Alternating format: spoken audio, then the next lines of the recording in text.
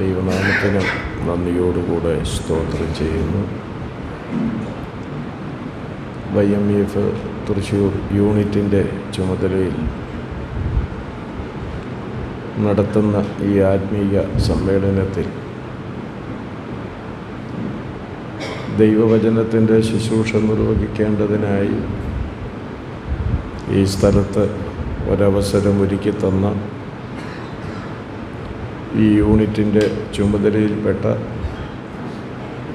എല്ലാ ദൈവദാസന്മാരോടും ദൈവവചന കേൾവിക്ക് സസന്തോഷം സന്നിഹിതരായിരിക്കുന്ന തൃശ്ശൂർ ജില്ലയിലും അതിനോട് ബന്ധപ്പെട്ടും കിടക്കുന്ന സ്ഥലങ്ങളിലെ സഭകളിൽ നിന്ന് താൽപര്യപൂർവം കടന്നു വന്നിരിക്കുന്ന എല്ലാ സഹോദരീ സഹോദരന്മാർക്കും എൻ്റെ സന്തോഷവും എൻ്റെ വന്ദനവും ഞാനിവിടെ അറിയിക്കുകയാണ്. കുറേ ദീർഘമായി യാത്ര ചെയ്താണ് ഇന്ന് വെളുപ്പിനെ 4:20 തൃശ്ശൂരിലെത്തിയത്. കേൾക്കാമല്ലോ അല്ലേ? ഇതിലെ സൗണ്ട് ഇച്ചിരി കൂട്ടിയാൽ മതി. ഡോക്ടർ റോളണ്ട് സ്റ്റേഷനിൽ നിന്ന് എന്നെ അദ്ദേഹത്തിൻ്റെ വീട്ടിൽ കൊണ്ടുവന്ന് പാർപ്പിച്ചു.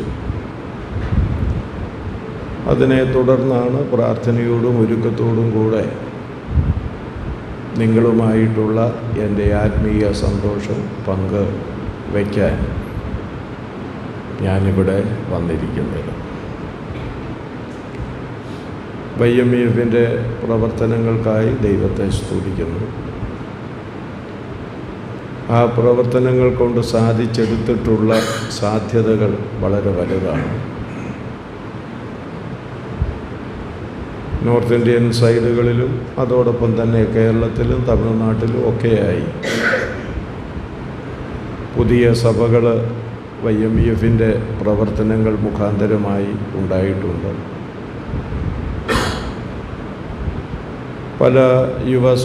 പല യുവാക്കളും യേശുവിൻ്റെ സുവിശേഷത്തിൻ്റെ സാക്ഷ്യം വഹിക്കാൻ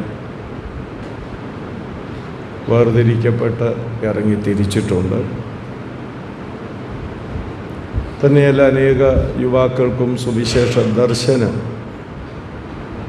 YMEFൻ്റെ പ്രവർത്തനങ്ങൾ മുഖാന്തരമായി ഉണ്ടായിട്ടുണ്ട്.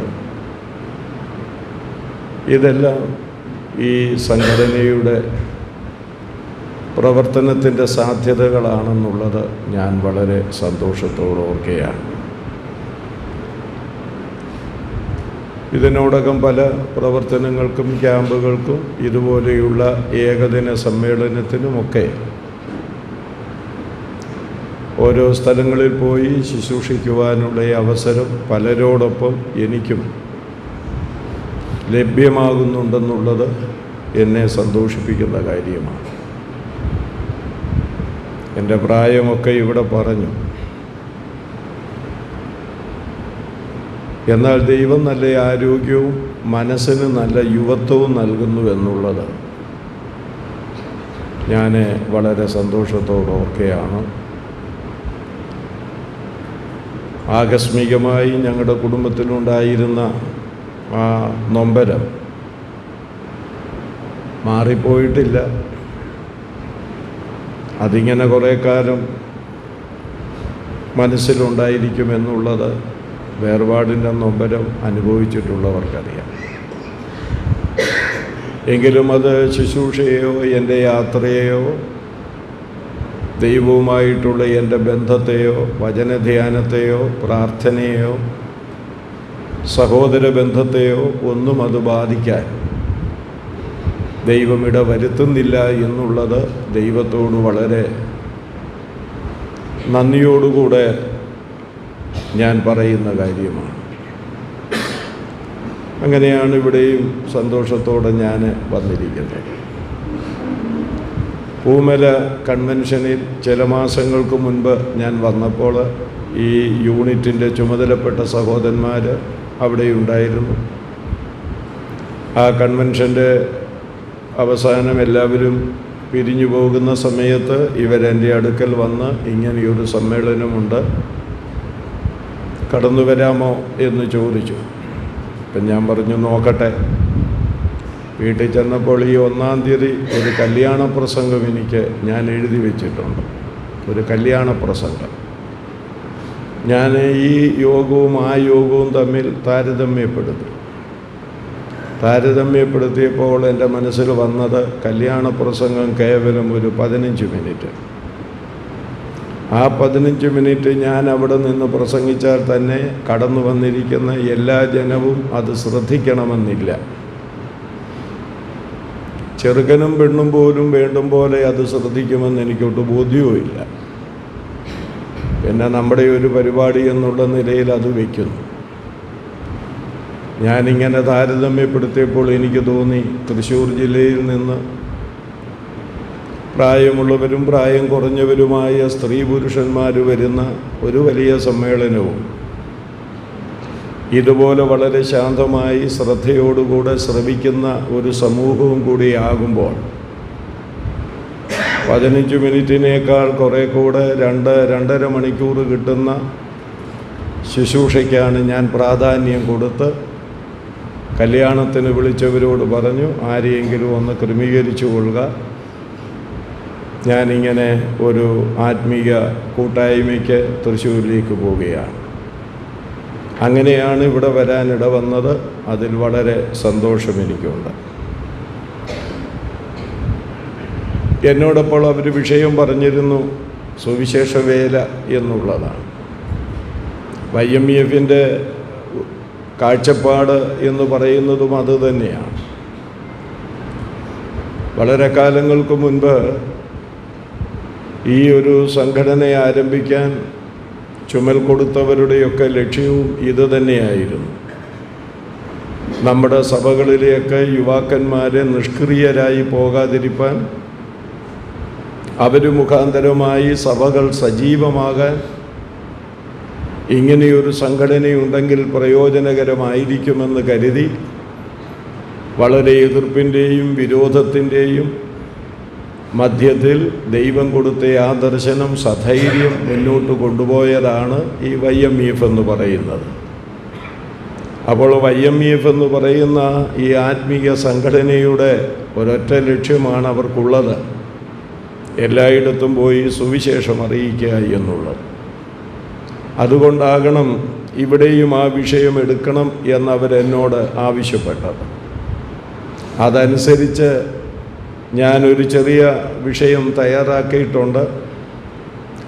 തയ്യാറാക്കി എന്നതിനേക്കാൾ ഉപരി കഴിഞ്ഞ 48-ലധികം വർഷങ്ങളുടെ എൻ്റെ അനുഭവ ജ്ഞാനം അല്ലെങ്കിൽ എൻ്റെ പ്രവൃത്തി പരിചയം ഇതിനോടൊപ്പം ചേർത്ത് ചിന്തിക്കാനായിട്ടാണ് ആഗ്രഹിക്കുന്നത്. ദൈവസഭയുടെ ഏറ്റവും വലിയ ഉത്തരവാദിത്വം എന്ന് പറയുന്നത് അതിൻ്റെ പ്രഥമ സ്ഥാനം ദൈവത്തെ ആരാധിക്കുകയും സുവിശേഷം ദേശത്തറിയിക്കുകയും ചെയ്യുക എന്നുള്ളതാണ്. യോഹന്നാൻ്റെ സുവിശേഷത്തിൽ യേശുക്രിസ്തു അവിടുത്തെ ആട്ടിൻകൂട്ടത്തെക്കുറിച്ച് പറയുമ്പോൾ ശ്രദ്ധേയമായ 2 പ്രസ്താവനകൾ അവിടുന്ന് പറയുന്നുണ്ട്. എൻ്റെ ആടുകൾ അകത്തു വരികയും പുറത്തു പോവുകയും ചെയ്യുന്നുവെന്ന്. അത് വിവിധ നിലകളിലൊക്കെ വ്യാഖ്യാനിക്കാമെന്ന് വരികിലും ഇത് സംബന്ധിയായി ഞാനത് ഓർപ്പിക്കാൻ ആഗ്രഹിക്കുന്നത് ആട്ടിൻകൂട്ടം അകത്തു വരുന്നത് ദൈവത്തെ ആരാധിക്കാനായിട്ടാണ്. ആട്ടിൻകൂട്ടം പുറത്തു പോകുന്നത് ദൈവത്തെക്കുറിച്ച് പറയാനായിട്ടാണ്. അങ്ങനെ ദൈവത്തെ ആരാധിക്കാനും ദൈവത്തെക്കുറിച്ച് പറയുക എന്നുള്ളതുമാണ് ദൈവസഭയെന്ന ആട്ടിൻകൂട്ടത്തെക്കുറിച്ചുള്ള ദൈവത്തിൻ്റെ ഉന്നതമായ താല്പര്യമെന്ന് പറയുന്നത്. ഏതാണ്ട് ഇതിനോടനുബന്ധമായി നമുക്ക് ചിന്തിക്കാൻ കഴിയുന്ന മറ്റൊന്നാണ് യോഹന്നാൻ്റെ സുവിശേഷം 15-ാം അധ്യായം. 15-ാം അധ്യായത്തിൻ്റെ 4-5 വാക്യങ്ങളിൽ എന്നിൽ വസിച്ചു ഫലം കായ്ക്കുക എന്നവിടെ പറയുന്നുണ്ട്. അതേ അധ്യായത്തിൻ്റെ 16-ാം വാക്യത്തിലേക്ക് വരുമ്പോൾ പോയി ഫലം കായ്ക്കുക എന്നവിടെ പറഞ്ഞിട്ടുണ്ട്. അപ്പോൾ 2 വിധത്തിലാണ് ഫലം കായ്ക്കേണ്ടത്. ഒന്ന്, വസിച്ച് ഫലം കായ്ക്കുക. രണ്ട്, പോയി ഫലം കായ്ക്കുക. വസിച്ച് ഫലം കായ്ക്കുന്നത് കർത്താവിനോടുള്ള അനുഗ്രഹിക്കപ്പെട്ട കൂട്ടായ്മയാണ്, ഫെലോഷിപ്പാണ്. പോയി ഫലം കായ്ക്കുന്നത് സുവിശേഷം അറിയിക്കുക എന്നുള്ളതാണ്.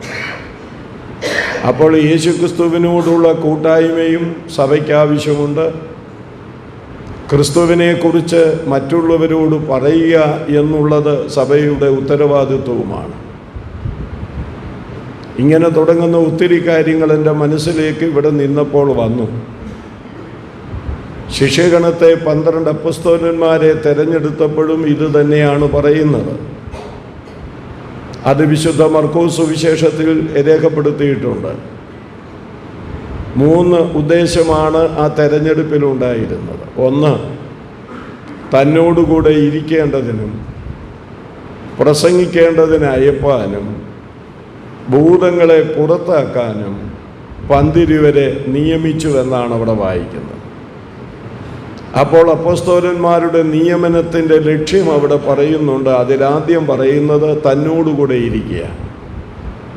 ക്രിസ്തുവുമായിട്ടുള്ള ഫെലോഷിപ്പിൽ, ക്രിസ്തുവുമായിട്ടുള്ള കൂട്ടായ്മയിൽ നിന്ന് ആർജിച്ചെടുക്കുന്ന ശക്തിയാണ് പ്രസംഗത്തിനായിട്ട് സഹായിക്കുന്നത്, സുവിശേഷം പറയാൻ സഹായിക്കുന്നത്.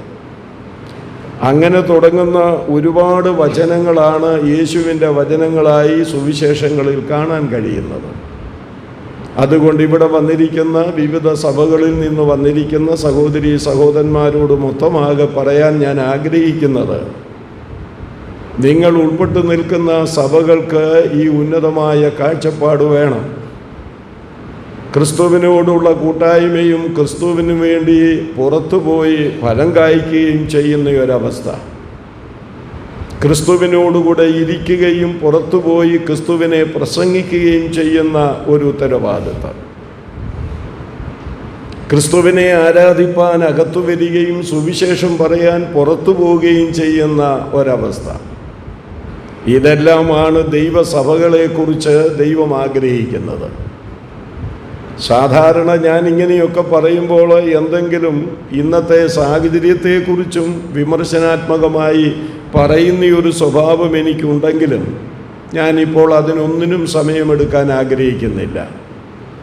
പോസിറ്റീവായി കുറേ കാര്യങ്ങൾ പറയുമ്പോൾ നമ്മുടെ നെഗറ്റീവായിരിക്കുന്ന കാര്യങ്ങൾക്ക് നീക്കം വരാനും ആ പോസിറ്റീവ് എനർജി നമ്മൾ സംഭരിച്ചുകൊണ്ട് സുവിശേഷ ദർശനമുള്ള സഭകളായിട്ട് രൂപാന്തരപ്പെടുകയും ചെയ്യേണ്ടത് വളരെ ആവശ്യമുണ്ട്. നമുക്ക് ആത്മാക്കളുടെ എണ്ണം വർദ്ധിക്കാത്തതിൻ്റെ കാരണം പല സഭകളിലും കൂടിവരവുണ്ടെങ്കിലും ആ കൂടിവരവുകളൊക്കെ മുരടിച്ചു പോകുന്നതിൻ്റെ കാരണം, നിർജീവ അവസ്ഥയിലൂടെ പോകാൻ കാരണം ഈ സുവിശേഷ ദർശനം നഷ്ടപ്പെട്ടതുകൊണ്ടാണെന്ന് ഞാൻ പറഞ്ഞാൽ നിങ്ങൾ എന്നോട് യോജിക്കുമെന്നുള്ളത് എനിക്ക് നന്നായിട്ടറിയാം. തിമോഥെയോസിൻ്റെ 1-ാം ലേഖനം 2-ാം അധ്യായം 1 മുതൽ 7 വരെയുള്ള വാക്യങ്ങൾ നാം വായിക്കുമ്പോൾ ഒരു പ്രാദേശിക സഭയെക്കുറിച്ച്, സ്ഥലം സഭയെക്കുറിച്ചുള്ള ദൈവത്തിൻ്റെ 3 പദ്ധതികൾ അവിടെ കാണാൻ കഴിയുന്നു. അല്ലെങ്കിൽ ആ സഭകളുടെ ഉത്തരവാദിത്വം അവിടെ കാണാൻ കഴിയുന്നു. സമയലബ്ധി പോലെ നിങ്ങളത് എടുത്ത് വായിച്ച് മനസ്സിലാക്കുന്നത് വളരെ പ്രയോജനമാണ്. ഒന്നാമത്, സകല മനുഷ്യർക്കും വേണ്ടി പ്രാർത്ഥിക്കണമെന്ന് പറയുന്നുണ്ട്. പ്രാർത്ഥിക്കാത്ത സഭ മരിച്ച സഭയാണെന്ന് പറഞ്ഞാൽ അതധികം പറ്റല്ല. ഇന്ന് നമുക്കുള്ള യോഗങ്ങളൊക്കെ പരിശോധിച്ചാൽ ഒരുപാട് യോഗങ്ങളുണ്ട്, പലതും സൂമിലൂടെയാണെന്നേ ഉള്ളൂ. സൂമിൽ നിന്നിറങ്ങാൻ പല സഭകൾക്കും ഇതുവരെ സാധിച്ചിട്ടില്ലെന്നുള്ളതാണ് ഏറ്റവും വലിയ അപകടം. ഇപ്പോൾ സൂം മതിയെന്നും പറഞ്ഞാണ് ആളുകൾ ഇരിക്കുന്നത്. കാരണം എന്താണെന്ന് ചോദിച്ചാൽ മറ്റു വേറെ ഉത്തരവാദിത്വമൊന്നും ഇല്ലല്ലോ.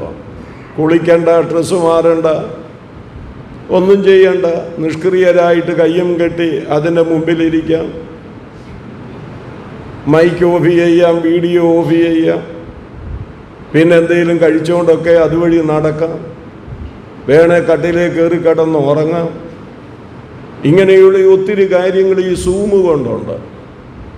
അതുകൊണ്ട് ആ സൂമിൻ്റെ പരിപാടിയൊക്കെ അവസാനിപ്പിക്കണം. ഞങ്ങളുടെ സഭയിലും ഉണ്ട് സൂം. ഈ സൂമിൽ കയറി പലതും സൂവായി മാറുകയാണ്. പല കാഴ്ച ബംഗ്ലാവിൽ ചെന്നാൽ കണ്ടില്ലേ ഓരോന്നിരിക്കുന്ന ഇരിപ്പ്, ഇവിടെ അല്ലേ ഓരോന്നിരിക്കുന്ന ഇരിപ്പും നിൽക്കുന്ന നിപ്പും ഒക്കെ കണ്ടാൽ ഈ അടുത്ത കാലത്ത് എങ്ങും ഭക്ഷണം കഴിച്ചിട്ടില്ലെന്ന് തോന്നുന്നു. നിർജീവമായിരിക്കുന്ന ഈ അവസ്ഥ, രക്തമായ ഒരെണ്ണത്തിൻ്റെ മുഖത്തില്ലെന്നുള്ളത്, ഒരെണ്ണത്തിൻ്റെ മുഖത്തില്ല, ഒരു ചൈതന്യമില്ലെന്നേ. പ്രസംഗിക്കുന്നവർക്കും ചൈതന്യമില്ല, കേൾക്കുന്നവർക്കും ചൈതന്യമില്ല. കുറേ ഉറക്കം തൂങ്ങികളെ കൊണ്ട് സഭകൾ നിറഞ്ഞിരിക്കുകയാണ്. അപ്പോൾ ഈ അവസ്ഥയ്ക്കൊക്കെ മാറ്റം വരണമെന്നേ, യേശു വരുമെന്ന് നാം വിശ്വസിക്കുന്നെങ്കിൽ, യേശുവിൻ്റെ ഒരു ന്യായാസനമുണ്ടെന്ന് നാം വിശ്വസിക്കുന്നെങ്കിൽ, ആ ന്യായാസനത്തിൻ്റെ മുൻപിൽ നാം നിൽക്കേണ്ടവരാണെന്ന് വിശ്വസിക്കുന്നു എങ്കിൽ, ആ ന്യായാസനത്തിന് മുൻപിൽ നമ്മൾ ഓരോരുത്തരും കണക്ക് ബോധിപ്പിക്കേണ്ടവരാണെന്നുള്ള ആ വിശ്വാസം നമുക്കുണ്ടെങ്കിൽ നിശ്ചയമായും ആ വിശ്വാസം നമ്മെ രൂപാന്തരപ്പെടുത്തുമെന്നുള്ളതിന് യാതൊരു സംശയവുമില്ല.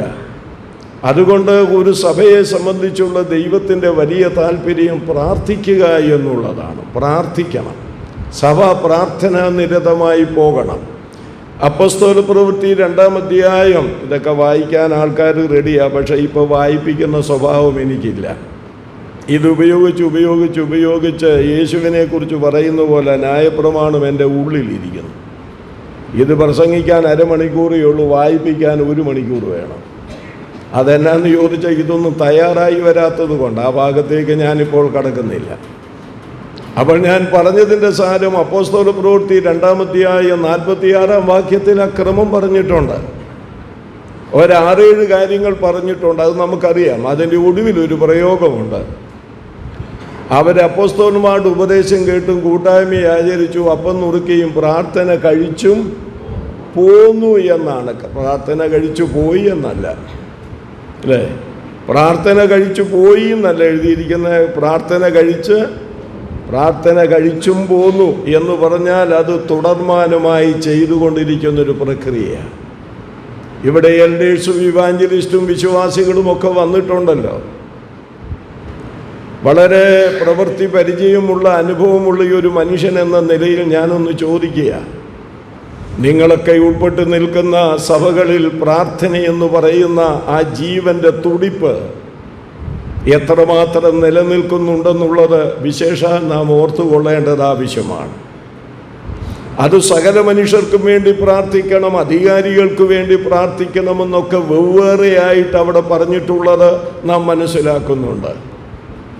ഞാനത് വിവരിക്കുന്നില്ല. സഭയെക്കുറിച്ചുള്ള ദൈവത്തിൻ്റെ 2-ാമത്തെ താല്പര്യം അതിന് താഴെ പറയുന്നുണ്ട്, കേൾക്കണം. സകല മനുഷ്യരും രക്ഷ പ്രാപിക്കണമെന്നുള്ളതാണ് 2-ാമത്തെ താല്പര്യം. സകല മനുഷ്യരും രക്ഷ പ്രാപിക്കണമെന്ന് വരികിലെ സുവിശേഷം അറിയിക്കണം. അപ്പോൾ സഭയെക്കുറിച്ചുള്ള ദൈവത്തിൻ്റെ 1-ാമത്തെ താല്പര്യം സഭ പ്രാർത്ഥിക്കുന്ന സഭയായിരിക്കണം. 2-ാമതായിട്ട് സഭ സുവിശേഷം അറിയിക്കുന്ന സഭയായിരിക്കണം. കൺവെൻഷൻ നല്ലതാണ്, സുവിശേഷ മഹായോഗം നല്ലതാണ്. അതുകൊണ്ട് മാത്രമായിട്ട് നമ്മുടെ സുവിശേഷ വേല തീർന്നോ? ഇല്ല. അത് വർഷത്തിലൊരിക്കൽ നടക്കുന്ന ഒരു വാർഷിക യോഗമെന്ന് മാത്രമേ ഉള്ളൂ. എന്നാൽ സഭയ്ക്ക് ഏറ്റവും കുറഞ്ഞത് ആഴ്ചയിലൊരിക്കൽ സഭയായിട്ടൊരു പ്രവർത്തനത്തിൻ്റെ ആവശ്യമുണ്ട്. ഏതെങ്കിലും ഒരു പുതിയ സ്ഥലം തിരഞ്ഞെടുത്തിട്ട് സഭ അത് അവരുടെ മിഷൻ സെൻ്ററായിട്ട് എടുത്തുകൊണ്ട് അവിടെ പ്രവർത്തനം തുടരുന്നെങ്കിൽ ഈ സഭ മുഖാന്തരം അടുത്ത സഭയിലും ഒരു കൂടിവരവ് ഉണ്ടാകുവാൻ ഇടവരും. അതാണ് തെസ്സലോനിക്കരോട് പറയുന്നൊരു പ്രയോഗം നിങ്ങൾ ഓർക്കുന്നുണ്ടായിരിക്കാം. നിങ്ങളുടെ ഇടയിൽ നിന്ന് വചനം എവിടെ ചെന്നു? മുഴങ്ങിച്ചെന്നു എന്നാണ് വായിക്കുന്നത്. നിങ്ങളുടെ ഇടയിൽ നിന്ന് വചനം മുഴങ്ങിച്ചെന്നു. മെക്കദോനിയയിലുമൊക്കെ ആയിട്ട് വചനം മുഴങ്ങിച്ചെന്നു. അപ്പോൾ ഇവിടെ ഇരിക്കുന്ന വിശ്വാസികളോട് ഞാൻ പറയട്ടെ, നിങ്ങളുടെ സ്ഥലം സഭകളെക്കുറിച്ചുള്ള ദൈവത്തിൻ്റെ വലിയ താല്പര്യം ഈ നിങ്ങൾ ഓരോരുത്തരും ഉൾപ്പെട്ട് നിൽക്കുന്ന സഭകളിൽ നിന്ന് ദൈവത്തിൻ്റെ വചനം ചുറ്റുപാടുകളിലേക്ക് മുഴങ്ങിച്ചെല്ലണം, ജനത്തിൻ്റെ അടുക്കലേക്ക് ചെല്ലണം. പലപ്പോഴും നമ്മളെന്താ ചെയ്യുന്നത്? ഒരു കൺവെൻഷൻ വയ്ക്കും. കൺവെൻഷന് ഞാൻ എതിരല്ല, കാരണം ഞാനൊരു കൺവെൻഷൻ പ്രസംഗകനും കൂടിയാണല്ലോ.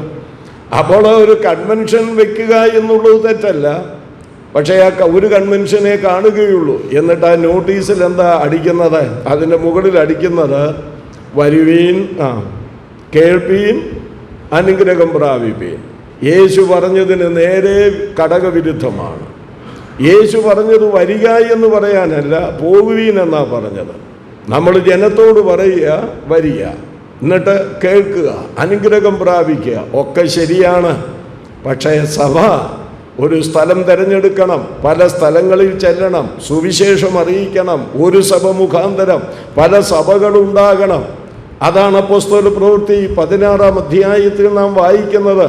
സഭകൾ പെരുകിക്കൊണ്ടിരുന്നുവെന്നാണ്. സഭകൾ പെരുകിക്കൊണ്ടിരുന്നു.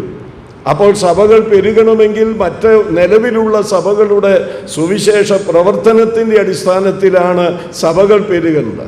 ഞാൻ എപ്പോഴും തമാശയിലൂടെ പറയും, ഇപ്പോൾ സഭകൾ പെരുകുകയല്ല, സഭകൾ പെരുക്കുക. ഇല്ലേ? സഭകൾ ഇപ്പോൾ പെരുക്കുക. നിന്ന നിപ്പിനാണ് ആ സഭ പിളർന്നു, അടുത്ത ഒരു സഭ ഉണ്ടായി. എല്ലാവർക്കും കുഴപ്പം എന്നാണെന്നറിയാമോ? ഇനി അധികം കാലം ഉണ്ടെന്ന് തോന്നുന്നില്ല, അതുകൊണ്ട് എല്ലാം അങ്ങ് പറയുക. എല്ലാവർക്കും വരുന്ന കുഴപ്പം എന്നാന്ന് ചോദിച്ചാൽ, ആർക്കും പ്രാർത്ഥിക്കണമെന്ന് വലിയ നിർബന്ധമില്ല. എല്ലാവർക്കും മൂപ്പനാണ്. എല്ലാവർക്കും സഭയിൽ പ്രസംഗിക്കണം. എന്തോ ഒരു പ്രസംഗമാണ് നമ്മുടെ സഭകളിൽ നടക്കുന്നതെന്നറിയാമോ? മൊത്തം പ്രസംഗമാണ്. ഇച്ചിരി ഇല്ലാത്ത പിള്ളേരുടെ കയ്യിൽ വരെയുണ്ട് പ്രസംഗം, ഇഷ്ടം പോലെ. ഇതിനോടൊന്നും എനിക്ക് യോജിപ്പില്ല. എൽഡേഴ്സ് ഇവിടെ ഇരിപ്പുണ്ടല്ലോ. നിങ്ങൾ എഫേസ്യ ലേഖനം 4-ാം അധ്യായം 11 മുതൽ 16 വരെയുള്ള വാക്യങ്ങൾ വായിക്കണം. അവിടെ വായിക്കുന്നത് ഇങ്ങനെ: അവൻ ചിലരെ അപ്പോസ്തലന്മാരായും ചിലരെ പ്രവാചകന്മാരായും ചിലരെ സുവിശേഷകന്മാരായും ചിലരെ ഇടയന്മാരായും ഉപദേഷ്ടാക്കന്മാരായും നിയമിച്ചിരിക്കുന്നുവെന്നാണ്. ആ നിയമനം എന്തിനാണെന്ന് 12-ാം വാക്യം മുതൽ കാണുന്നുണ്ട്. 12-ാം വാക്യം ആരംഭിക്കുന്നത് ഇങ്ങനെയാണ്: അത് ഏത് ഈ അപ്പോസ്തലന്മാരെയും പ്രവാചകന്മാരെയും സുവിശേഷകന്മാരെയും ഇടയന്മാരെയും ഉപദേഷ്ടാക്കന്മാരെയും ദൈവം നിയമിച്ചിരിക്കുന്നത് അത് എന്തിനു വേണ്ടിയാണെന്ന് പറയുന്നുണ്ട്. സഭയെന്ന ശരീരത്തിൻ്റെ വളർച്ചയ്ക്ക് വേണ്ടിയാണ്. സഭയെന്ന ശരീരത്തിൻ്റെ വളർച്ചയെന്ന് പറയുന്നത് എങ്ങനെ കിട്ടും? ദൈവവചനത്തിൻ്റെ പോഷണ നിമിത്തമായിട്ടാണ്. അപ്പോൾ ദൈവത്തിൻ്റെ വചനത്താൽ സഭയെ പോഷിപ്പിക്കേണ്ടത് ആരുടെ ഉത്തരവാദിത്വമാണ്? ഇച്ചിരിയില്ലാത്ത ഒരു പയ്യൻ്റെ ഉത്തരവാദിത്വമല്ല. ആ സഭയുടെ പരിപാലനത്തിന് വേണ്ടി ദൈവം എഴുന്നേൽപ്പിച്ചിട്ടുള്ള എൽഡേഴ്സിൻ്റെ ഉത്തരവാദിത്വമാണെന്ന് ഞാൻ പറഞ്ഞാൽ, ഇവിടെ പ്രസംഗക്കൊതിയുള്ളവർ എന്നോട് വിരോധിക്കുമെന്നുള്ളത് എനിക്ക് നന്നായിട്ടറിയാം. വിരോധിച്ചാലും കുഴപ്പമില്ല, ഇത് ഉപദേശമാണ് ഞാൻ പറയുന്നത്. അതുകൊണ്ട് എന്ത് സംഭവിക്കുന്നു? വരുന്നവർ ഉപദേശിച്ച് പണ്ടൊരുത്തം പറഞ്ഞതുപോലെ ഓതി പിള്ള കിറിഞ്ചി എല്ലാവരും കൂടി ഉപദേശിച്ച് സഭ ഒരു പരുവം ആയിരിക്കുകയാണ്. ആ ഒരവസ്ഥയിൽ നിന്നൊക്കെ സഭകൾ രക്ഷപ്പെട്ടേ മതിയാകുകയുള്ളൂ എന്നാണ് എനിക്ക് ഓർപ്പിക്കാനുള്ളത്. പ്രോത്സാഹിപ്പിക്കണം. എപ്പോൾ പ്രോത്സാഹിപ്പിക്കണം? ഞായറാഴ്ച എന്ന് പറയുന്നത് ഒരു പ്രോത്സാഹന കളരിയായിട്ട് മാറാൻ പാടില്ല. അവിടെ ഉത്തരവാദിത്തപ്പെട്ട് ദൈവം നിയോഗിച്ചിട്ടുള്ളവരാണ് ദൈവത്തിൻ്റെ വചനം ശരിയായിട്ടിരുന്ന് പഠിച്ച് ദൈവത്തിങ്കിൽ നിന്ന് പ്രാപിച്ച് ജനത്തിന് കൊടുക്കേണ്ടത്. അതാണ് സഭയ്ക്ക് പ്രയോജനം ചെയ്യുന്നത്. മറ്റവർക്കുള്ളവർക്ക് എവിടെയാ പ്രോത്സാഹനം? വല്ല കോട്ടേജ് മീറ്റിംഗ് നടത്തുമ്പോൾ ആദ്യം ഒരു 10 മിനിറ്റ് കൊടുക്കുക. ഒന്നും അറിയാത്തവർക്ക് കൊടുക്കരുത്. ഇവർ വല്ലതുമൊക്കെ പറയുമെന്ന് സഭയ്ക്ക് ബോധ്യമുള്ളവർക്ക്. അതാണ് എനിക്ക് പറയാനുള്ളത്. അല്ലാതെ ഒരു അപ്പൻ ഇങ്ങോട്ട് വന്ന് പറയുക, ഈ ബുധനാഴ്ച എൻ്റെ കൊച്ചിന് ഇച്ചിരി കൊടുക്കണം, അത് വീട്ടിൽ പറഞ്ഞാൽ മതിയെന്ന് പറയണം. അപ്പൊ സഭയ്ക്ക് ബോധ്യം വേണം, ഇവനെ ഇത് ഏൽപ്പിച്ചിട്ടുണ്ട്, ഇവൻ വളരാനുള്ള സാധ്യതയുണ്ട്, ഇവൻ അതിനുള്ള കൃപയുണ്ടെന്ന് സഭയ്ക്ക് ബോധ്യമായാൽ എൽഡേഴ്സിന് പറയാം, മോനെ കോട്ടേജ് മീറ്റിങ്ങിന് ആദ്യം നീ ഒരു 15 മിനിറ്റ് എടുക്കണം. പിന്നെ അതിന് ശേഷം ദൈവം ആ ശുശ്രൂഷയ്ക്ക് എഴുന്നേൽപ്പിച്ചിട്ടുള്ളവർ ശുശ്രൂഷിക്കണമെന്ന് ഞാനിവിടെ പറഞ്ഞാൽ വചനമനുസരിക്കുന്ന ഒരെണ്ണം എനിക്കെതിരെ നിൽക്കുകയെന്ന് എനിക്കറിയാം. അതുകൊണ്ട് ഇത് നിങ്ങളുടെ ഹൃദയത്തിൽ ഇരിക്കട്ടെ. ആകയാൽ രണ്ടാമത് ഞാൻ ഓർപ്പിച്ചതുപോലെ സുവിശേഷം സഭയെ അറിയിക്കണം. അതിന് മൂപ്പന്മാരാണ് ഈ കാര്യത്തിലൊക്കെ മുന്നിൽ നിൽക്കേണ്ടത്. ഇന്നത്തെ മൂപ്പന്മാർക്ക്, നിങ്ങളുടെ ഈ വന്നിരിക്കുന്ന മൂപ്പന്മാരല്ല കേട്ടോ, തൃശ്ശൂരിലെ മൂപ്പന്മാരെല്ലാം ദർശനമുള്ളവരാണെന്ന് എനിക്കറിയാം. തൃശ്ശൂർ നെല്ലിക്കുന്ന് തന്നെയല്ല, മൊത്തത്തിലാണ് കേട്ടോ, ദർശനമുള്ളവരാണെന്ന് എനിക്കറിയാം. ഏതാണ്ട് ജോർജ് മാഷൊക്കെ വൈഎംഇവിൻ്റെ കൂടി ഈ പ്രായത്തിലും പോകാറുണ്ട്. പക്ഷേ വൈഎംഇവിൽ മാത്രം പോയാൽ പോരാ, സ്വന്തം സ്ഥലത്തും കൂടി അധ്വാനിച്ച് 10 ആത്മാക്കളെ സഭയിലേക്ക് എന്ത് ചെയ്യണം? കൊണ്ടുവരണം. നമുക്കൊക്കെ ഇഷ്ടം അതാ. യേശു പറഞ്ഞു ആദ്യം ഇവിടെ പറയണമെന്ന യെരുശലേമിൽ, ഏറ്റവും ഒടുവിൽ ഇവിടെ പറയണമെന്നാണ് പറഞ്ഞത്, ഭൂമിയുടെ അറ്റത്തോളം. നമ്മൾ ആദ്യം എവിടെ പോകും? ഭൂമിയുടെ അറ്റത്ത് പോകും. പിന്നെ അവിടുന്ന് നേരെ ഉണ്ടെങ്കിൽ എങ്ങോട്ട് വരും? യെരുശലേമിൽ വരും. ഇല്ലേ, ഞാൻ ഈ പറഞ്ഞ ഈ പുള്ളിയെ വിളിച്ചത് നന്നായി കേട്ടോ. ഏത് പുള്ളി മരിക്കാറായി, അതിനു മുൻപ് ഈ പുള്ളിക്ക് ഇങ്ങനെ ഒരു അവസരം കൊടുത്തത് നല്ലതായി പോയി. പറയാനുള്ള കാര്യം പറഞ്ഞേച്ചു പോകുന്നുണ്ടല്ലോ, ഞാനത് ഓർപ്പിക്കട്ടെ. ഇനിയും മൂന്നാമതായി സഭയെക്കുറിച്ചുള്ള ദൈവത്തിൻ്റെ ഉദ്ദേശം എന്താ? ആ തിമോഥെയോസിന്റെ ലേഖനത്തിൽ പറയുന്നുണ്ട്, സത്യത്തിൻ്റെ പരിജ്ഞാനത്തിലേക്ക് കൊണ്ടുവരണം. ഈ സുവിശേഷം പറഞ്ഞ് രക്ഷയുടെ അനുഭവത്തിലേക്ക് നാം കൊണ്ടുവന്നവരെ എന്ത് ചെയ്യണം? സത്യത്തിൻ്റെ പരിജ്ഞാനത്തിലേക്ക് കൊണ്ടുവരണം. അഥവാ ഉപദേശ പരിജ്ഞാനത്തിലേക്ക്, ഉപദേശ പഠനം, അവരെ പഠിപ്പിച്ച്, വചനം പഠിപ്പിച്ച് അവരെ ആ സത്യത്തിൻ്റെ പരിജ്ഞാനത്തിലേക്ക് കൊണ്ടുവരണം. ഞാൻ അവിടെയും ഒരു കാര്യം പറയാൻ വിഷയത്തിലേക്ക് കടന്നില്ല, കടന്നുകൊണ്ടിരിക്കുക. ഇവിടെ ഇപ്പം വരുന്ന കുഴപ്പം എന്നാന്ന് ചോദിച്ചാൽ, പല സഭകളിലെയും ആളുകളെ വെച്ച് നോക്കുക, ഓരോരുത്തർക്കും ഓരോ ഉപദേശമാണ്. ഓരോരുത്തർക്കും ഓരോ ഉപദേശം. ഈ പതിവൊന്നും നമ്മുടെ ബ്രദറുകാരുടെ ഇടയിൽ ഇല്ലായിരുന്നു. ഇപ്പം വന്ന് ചിലർക്കൊക്കെ പുതിയ പുതിയ ഉപദേശങ്ങളാണ്. പണ്ട് ദുരുപദേശമായി കരുതിയിരുന്ന പലതും ഇന്ന് സദുപദേശമായിട്ടാണ് സഭയിൽ പഠിപ്പിക്കുന്നത്. ഒരു സഭയിൽ പോയി ഞാൻ പ്രശ്നം തീർത്തു കേട്ടോ, അത് നിങ്ങൾക്ക് വലിയ ആശ്വാസമായി പോയി. വീർപ്പ് മുട്ടിയിരിക്കുകയായിരുന്നു ഒരു ഉപദേശം. പാശ്ചാത്യ നാട്ടിൽ നിന്ന് ഒരുത്തൻ ഇങ്ങോട്ട് വന്നു. അവന് വന്നതല്ലേ എന്ന് കരുതി വിഷയം സമയം കൊടുത്തപ്പോൾ അവൻ പറയുക തൃത്വമില്ലെന്ന്. തൃത്വമില്ല, യേശു ദൈവമല്ല, സമയം തരികയാണ്, ഞാൻ അതൊക്കെ പഠിപ്പിക്കാം. ഏതായിരുന്നാലും കഴിവുള്ള മൂപ്പന്മാരായിരുന്നു. അവർ പറഞ്ഞു ഇനിയും പഠിപ്പിക്കേണ്ട, പഠിപ്പിച്ചിടത്തോളം ഞങ്ങൾക്ക് മതിയായി എന്ന് പറഞ്ഞു. അതിൻ്റെ പേരിൽ ചെറിയ പ്രശ്നവും ഒരു വലിയ വീർപ്പുമുട്ടലും ഒക്കെ ഉണ്ടായിരുന്നു. സഹോദരന്മാർ എന്നോട് ആവശ്യപ്പെട്ടു. അവിടെ ചെന്നു വലിയ സന്തോഷമായി. കഴിഞ്ഞിടയിലും കണ്ടപ്പോൾ പറഞ്ഞു ഞങ്ങളിപ്പോൾ വലിയ ആശ്വാസത്തോടുകൂടെ ദൈവത്തെ ആരാധിക്കുക എന്ന് പറഞ്ഞു. ഞാൻ പറഞ്ഞതിൻ്റെ സാരം നിങ്ങൾ ഇന്ന് പകലിൽ മനസ്സിലാക്കണം. വാളെടുക്കുന്നവനൊക്കെ വെളിച്ചപ്പാടെന്നുള്ള ഒരു അവസ്ഥയിലേക്ക് നമ്മൾ നീങ്ങിയിരിക്കുകയാണ്. ഇത് മുൻപൊന്നുമില്ലാത്ത പരിചയങ്ങളാണെന്നേ. പണ്ടത്തെ നമ്മുടെ എൽഡേഴ്സിനെ കുറിച്ച് രണ്ടു വാക്ക് പറയാൻ എനിക്ക് സന്തോഷമുണ്ട്. ഞാൻ 1973 വേലയ്ക്കിറങ്ങിയ മനുഷ്യനാണ്. അനേക ദൈവദാസന്മാരുമായിട്ട് എനിക്ക് നല്ല പരിചയമുണ്ട്. അവരൊക്കെ ഇന്ന് നിത്യതയിലാണ്.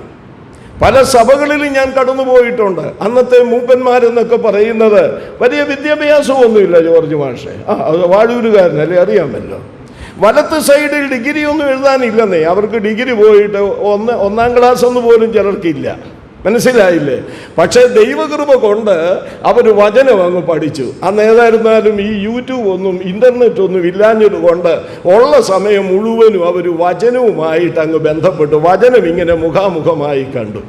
വേണ്ടുവോളം നന്നായിട്ട് അങ്ങ് പഠിച്ച് നിശ്ചയം പ്രാപിച്ചാണ് അവർ സഭയിലേക്ക് വന്ന് ഇതൊക്കെ ഉപദേശിച്ചു തുടങ്ങിയത്.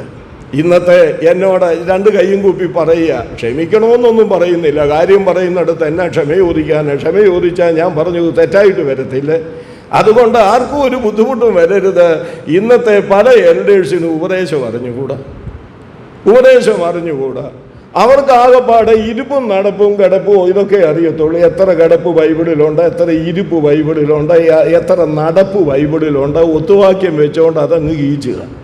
എന്നിട്ട് ഈ ജനത്തെ അങ്ങ് കൊല്ലുക. പണ്ട് സുകുമാർ അഴീക്കോടിൻ്റെ ഒരു പുസ്തകം ഞാൻ വായിച്ചു. എപ്പോഴും വായിക്കും ഞാൻ, മിക്കവാറും എനിക്കിഷ്ടമായിട്ട് പ്രസംഗം. അയാൾ ഒരിക്കൽ ഇങ്ങനെ പറഞ്ഞു, കേൾവിക്കാർക്ക് തടവറ സൃഷ്ടിക്കുന്ന പ്രസംഗമാണ് ഇന്നുള്ളതെന്ന്. അത് സെക്യുലർ ഫീൽഡിലെ പ്രസംഗത്തെക്കുറിച്ചാണ് അദ്ദേഹം പറഞ്ഞത്. പക്ഷേ നമ്മുടെ ഇടയിലും അത് തന്നെയാണ്. കേൾവിക്കാർക്ക് തടവറ സൃഷ്ടിക്കുക, ഒരു സ്വാതന്ത്ര്യവുമില്ല. അവരെ ബന്ധിച്ചിടുന്ന ചില പ്രസംഗങ്ങളാണ് നമ്മുടെ സഭകളിൽ കേട്ടുകൊണ്ടിരിക്കുന്നത്. ഇതിനെ പ്രോത്സാഹിപ്പിക്കരുതെന്നുള്ള ഒരു അഭിപ്രായക്കാരനാണ് ഞാൻ ഒന്നുകൂടെ തുറന്ന് പറയുമ്പോൾ, ഇന്ന് മിക്കവാറും നിങ്ങളെല്ലാവരും കൂടെ എന്നെ കൊല്ലത്തില്ല, പക്ഷേ മിക്കവാറും എന്നെ കെട്ടി അയക്കും. ഞാനൊരു വസ്തുതയോടെ പറയാം. ഈ സന്ദർശകരെന്ന് പറയുന്ന കുറേ ആളുകൾ വരും എന്നെ പോലെ. നമുക്ക് ഉത്തമമായ ബോധ്യമില്ലാത്ത ഒറ്റ ഒരുത്തനും വചനശുശ്രൂഷ കൊടുക്കരുത്. എന്താ പറയാൻ പോകുന്നു നമുക്ക് അറിഞ്ഞുകൂടുന്നേ. പറഞ്ഞത് മനസ്സിലായില്ലേ? ഇതൊക്കെ പറയാൻ കഴിഞ്ഞിടെ ഒരു ചെറുപ്പക്കാരൻ ഉപദേശം എന്നോട് പറഞ്ഞു, അച്ഛനല്ല അത് ഇനി ഇതൊന്നും പറയാൻ ആള് ഇല്ല. കാര്യം അവൻ പറഞ്ഞതന്നെ എനിക്ക് മനസ്സിലായി. അച്ഛൻ പറഞ്ഞു തീരാറായല്ലോ, ഞങ്ങൾക്ക് ഇനി സമയം ഉണ്ടല്ലോ, അതുകൊണ്ട് ഞങ്ങൾ ഇങ്ങനെയൊക്കെ പറയാൻ പോയാൽ പിന്നെ ഞങ്ങൾ എന്ത് ചെയ്യുകയില്ല, വിളിക്കുകയില്ല. എനിക്കതൊരു വിഷയമല്ല. നിങ്ങളുടെ കണ്ണു തുറക്കട്ടെ. എവിടുന്നെങ്കിലും ഏതെങ്കിലും ഒരുത്തൻ വന്നിട്ട് ബ്രദർ വേണം ഇന്ന് എടുക്കാൻ, സമയം എടുക്കാൻ, അങ്ങനെ പറയുന്നത് ഇന്ന് ബ്രദർ വേണം കർത്തൃമേശ കഴിഞ്ഞുള്ള സമയം എടുക്കാൻ. പുള്ളി ശരിക്ക് സമയം അങ്ങ് എടുക്കും. മനസ്സിലായില്ലേ? സമയമെടുക്കും. വചനശുശ്രൂഷ നടക്കുകയല്ല. ആ ഒരു പതിവും ആ ഒരു പരിചയവും സഭയിലെ മൂപ്പന്മാർ നിർത്തിവെക്കണമെന്നുള്ളതാണ് എനിക്ക് ബോധ്യമുള്ളത്. നമുക്ക് ശരിക്ക് ബോധ്യമുള്ള ജനത്തിന് ഇദ്ദേഹത്തിൻ്റെ ശുശ്രൂഷ കൊണ്ട് പ്രയോജനം ചെയ്യുമെന്ന് ബോധ്യമുള്ളവർക്ക് കൊടുക്കണം. അല്ലാത്തവർ വന്നാൽ എന്ത് ചെയ്യണം? ആദ്യം ഒരു 10 മിനിറ്റ് കൊടുത്തിട്ട് പറയണം, സഹോദര താങ്കളുടെ പ്രവർത്തനത്തെക്കുറിച്ച് സാക്ഷ്യം ഒന്ന് പറഞ്ഞാട്ട് എന്ന് മാത്രം കൊടുത്താൽ മതി. അത് മതി. അദ്ദേഹം അതേ ആഗ്രഹിക്കുന്നുള്ളൂ. അപ്പം ഞാൻ പറഞ്ഞതിൻ്റെ സാരം എന്താണെന്ന് ചോദിച്ചാൽ, ഇന്ന് വചനപഠനം സഭയ്ക്ക് വളരെ കുറവാണ്. വചനപഠനം വളരെ കുറവാണ്. വചനം പഠിപ്പിക്കുന്നില്ല. ഞാൻ ഓർപ്പിച്ചതുപോലെ എൽഡേഴ്സിന് പലർക്കും അടിസ്ഥാന ഉപദേശങ്ങൾ അറിഞ്ഞുകൂടാ. ദൈവം 3 ആണോ 2 ആണോ 1 ആണോ എന്ന് ചോദിച്ചാൽ അവർ വെല്ലല്ലെണ്ണും. ആ ശരിയാ, പിതാവ് 1, പുത്രൻ 1, പരിശുദ്ധാത്മാവ് 1. അപ്പോൾ മൊത്തം എത്ര ആയി? 3 ആയി. 3 ദൈവങ്ങൾ. പിന്നെ കേൾക്കുന്ന വിശ്വാസി അത് പറഞ്ഞുകൊണ്ടിരിക്കും, നമുക്ക് എത്ര ദൈവങ്ങളുണ്ട്? 3 ദൈവങ്ങളുണ്ട്. പരിശുദ്ധാത്മാവ് എപ്പോൾ കിട്ടുമോ അറിയാൻ വയ്യ. ഞാനൊരു കാര്യം പറയാം, എവിടെയെങ്കിലും പറഞ്ഞു എന്ന് എനിക്ക് അറിഞ്ഞുകൂടാ, എല്ലാം പറയാവുന്നേ. എനിക്ക് നല്ല മൂഡായി. ഇന്ന് വന്നപ്പോൾ ഇച്ചിരി മൂഡ്ലെസ് ആയിട്ട് അവിടെ ഇരുന്നെങ്കിൽ ഇപ്പോൾ നല്ല മൂഡ് വരാൻ തുടങ്ങിയിട്ടുണ്ട്. ഞാൻ പറഞ്ഞതിൻ്റെ സാരം, ഞാൻ വിവാഹം കഴിക്കുന്നതിന് മുൻപ് ചെറുപ്പമായിരുന്നപ്പോൾ ഈ ഭവന സന്ദർശനത്തിനായി ഞങ്ങൾ ചില യുവ സുവിശേഷകന്മാർ, അന്ന് കല്യാണം കഴിച്ചിട്ടില്ല, അപ്പോൾ എൻ്റെ പ്രായം എത്ര ഉണ്ടെന്നറിയാമല്ലോ, ഞങ്ങളിങ്ങനെ പോയി ഒരു ഗ്രാമത്തിലാണ് പോകുന്നത്. ആരൊക്കെയാണെന്നൊന്നും നമുക്കറിയാൻ വയ്യ. വീട് കയറി സുവിശേഷം അറിയിച്ച് ഒരു വീട്ടിൽ ചെന്നപ്പോൾ അതിൻ്റെ ഫ്രണ്ടിൽ കുറേ വാക്യങ്ങളൊക്കെ എഴുതി വെച്ചിട്ടുണ്ട്. അപ്പോൾ മനസ്സിലായി ഇതൊരു വിശ്വാസിയുടെ വീടാണ്. ഞങ്ങളവിടെ ചെന്നപ്പോൾ ഒരു അച്ചായൻ ഇറങ്ങി വന്ന് ഞങ്ങളെ സ്വീകരിച്ചു. പറഞ്ഞു കേട്ട് വന്നപ്പോൾ അച്ചായൻ ബ്രദറുകാരനെന്ന് മാത്രമല്ല, അദ്ദേഹം പറഞ്ഞു ഞാൻ ഈ സഭയിലെ മൂപ്പനാണെന്ന് പറഞ്ഞു. സന്തോഷം തോന്നി, കുറേ കൂടെ ബഹുമാനം തോന്നി. എന്നിട്ട് അദ്ദേഹം ഞങ്ങളോട് പറഞ്ഞത് ഇങ്ങനെയാ, കഴിഞ്ഞ 2-3 വർഷമായിട്ട് ഇവിടെ ഇന്നാരും വന്ന് ഒരു ബൈബിൾ ക്ലാസ് എടുക്കുന്നുണ്ട്, പരിശുദ്ധാത്മാവ് എന്നുള്ള വിഷയമാ ക്ലാസ്. വാസ്തവത്തിൽ ഈ 2-3 വർഷത്തെ ക്ലാസ് കൊണ്ട് എനിക്കും എൻ്റെ സംശയങ്ങളൊക്കെ അങ്ങ് മാറി. പരിശുദ്ധാത്മാവ് എന്താണെന്നും എന്തല്ലെന്നും ഒക്കെ എനിക്ക് നല്ല ബോധ്യം വന്നു. അപ്പോൾ എനിക്ക് സന്തോഷം തോന്നി. ഒരു മൂപ്പൻ ഉണ്ടായിരിക്കേണ്ട യോഗ്യത അതാണല്ലോ, ഉപദേശിപ്പാൻ സമർത്ഥനായിരിക്കണം, ഉപദേശം നിശ്ചയമുള്ളവനായിരിക്കണം. ഞങ്ങൾക്കൊരു കാപ്പിയൊക്കെ തന്നു കുടിച്ചേച്ചിറങ്ങാൻ നേരത്ത് ഞങ്ങൾ പറഞ്ഞു, ഞങ്ങൾ പിള്ളേരല്ലേ, അച്ഛനല്ലേ ഞങ്ങളെക്കാൾ പ്രായമുള്ളയാൾ, അച്ഛൻ പ്രാർത്ഥിച്ച് ഞങ്ങളെ അയക്കാൻ പറഞ്ഞു. എത്ര കാലമായതാണെന്നറിയാം, ഇന്നും എൻ്റെ ഓർമ്മയിലുണ്ട്. അച്ഛൻ അയക്കാൻ പറഞ്ഞു. ശരി ഞാൻ പ്രാർത്ഥിക്കാമെന്ന് പറഞ്ഞ് അച്ഛൻ പയ്യെ പ്രാർത്ഥിച്ചു. ആ പ്രാർത്ഥന മുഴുവൻ എന്താണെന്ന് എനിക്ക് ഓർമ്മയില്ലെങ്കിലും ഒരു സെൻറ്റൻസ് എനിക്ക് ഓർമ്മയുണ്ട്. അത് ഇതാണ്: കർത്താവേ, ഞങ്ങൾ പരിശുദ്ധാത്മാവിനെ കുറിച്ച് ചില കാര്യങ്ങളൊക്കെ ഇവിടെ ഇരുന്ന് പറയുകയായിരുന്നു. കർത്താവേ, ഇതുണ്ടെന്ന് ചിലർ പറയുന്നു, ഇല്ല എന്ന് ചിലർ പറയുന്നു. ഇത് യഥാർത്ഥമാണ്, ഞങ്ങൾക്കും കൂടെ തരണമെന്ന്. എങ്ങനെയുണ്ട്? പരിശുദ്ധാത്മാവ് ഉണ്ടെന്ന് ചിലർ പറയുന്നു, ഇല്ലെന്ന് ചിലർ പറയുന്നു. ഇത് യഥാർത്ഥമാണ്, ഞങ്ങൾക്കും കൂടെ തരണം. ഈ ടൈപ്പിലുള്ള ആളുകൾ പരിപാലനം നടത്തിയാൽ വിശ്വാസികൾ എങ്ങനെ ഇരിക്കും? അപ്പം ഞാൻ പറഞ്ഞതിൻ്റെ സാരം, ഈ 3 കാര്യങ്ങൾ സഭയ്ക്ക് വളരെ അനിവാര്യമാണ്. 1, സഭയ്ക്കൊരു പ്രാർത്ഥനാ ജീവിതം വേണം. 2, സുവിശേഷത്തിൻ്റെ ദർശനം വേണം. 3, സഭയിൽ വചന പഠനം വേണം. അങ്ങനെയുള്ള സഭകളൊക്കെ എത്ര അനുഗ്രഹിക്കപ്പെട്ടതാ. അങ്ങനെയുള്ള സഭകളായിരുന്നു നമ്മുടെ പിറകിലുണ്ടായിരുന്നതെന്ന് ഓർക്കുമ്പോൾ വാസ്തവത്തിൽ നമ്മുടെ കണ്ണ് നിറഞ്ഞു പോവുകയാണ് ചെയ്യുന്നത്. എസ്രായുടെ പുസ്തകത്തിലേക്ക് വരുമ്പോൾ സെരുബാബേല് ഈ ബാബേലിൽ നിന്ന് വരുന്നു ദൈവാലയ പണിക്ക് വേണ്ടി. നമ്മൾ ആ എസ്രായുടെ പുസ്തകത്തിൽ വായിക്കുന്ന ഒരു പ്രയോഗം നിങ്ങൾ പലരും ഓർക്കുന്നുണ്ടായിരിക്കും.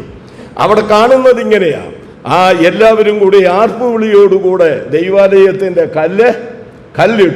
കല്ലിട്ട് കഴിഞ്ഞപ്പോൾ 2 പ്രതികരണമാണ് അവിടെ ഉണ്ടായത്. ഒരു കൂട്ടര് ഉറക്കെ കരഞ്ഞു, ഒരു കൂട്ടര് ആർത്ത് സന്തോഷിച്ചു.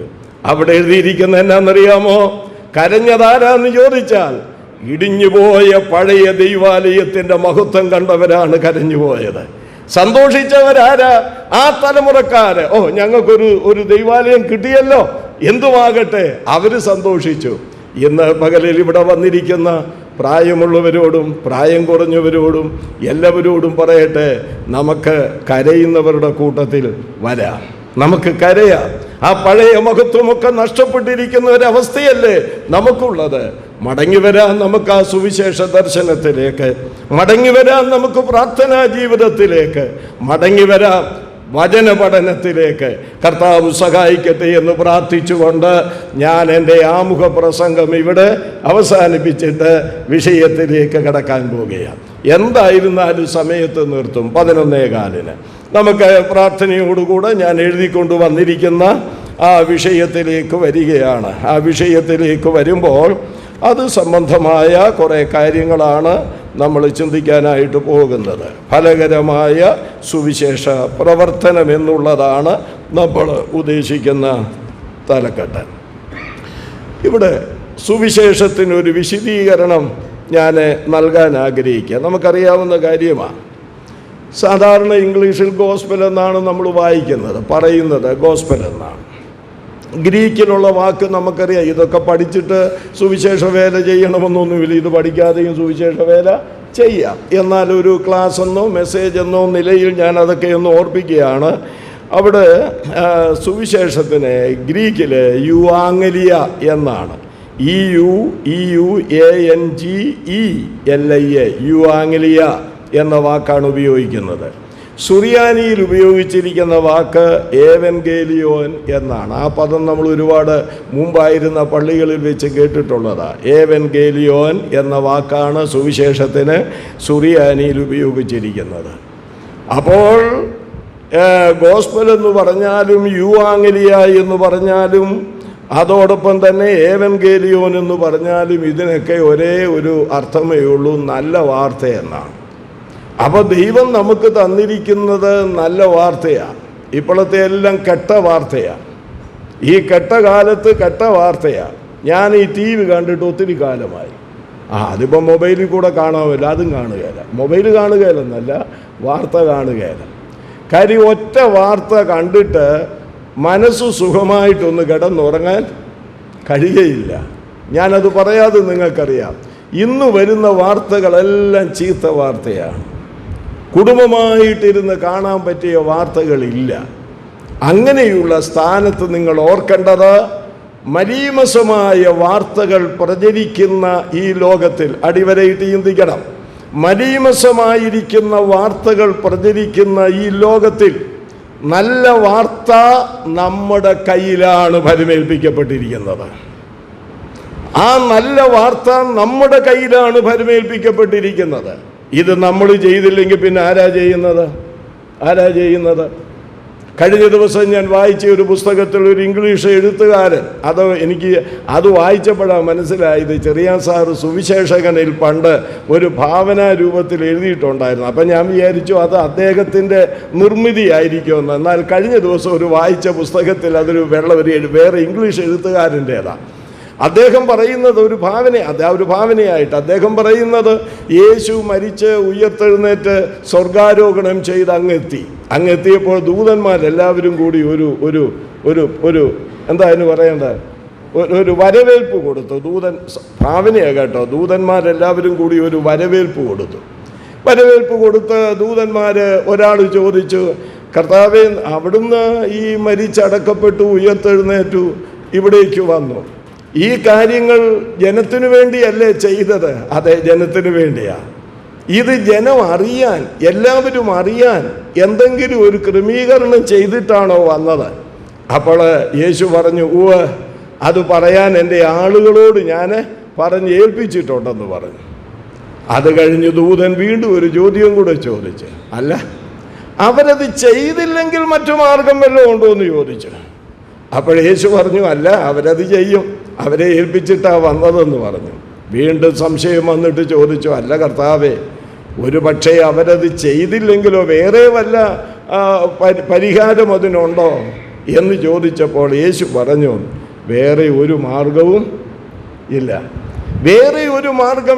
ഇവിടെ ഇരിക്കുന്ന ചെറുപ്പക്കാരും ചെറുപ്പക്കാരികളും വിശേഷാൽ ഇതൊന്ന് ഓർക്കണം, നിങ്ങളുടെ ഹൃദയത്തിൽ കോറിയിടണം.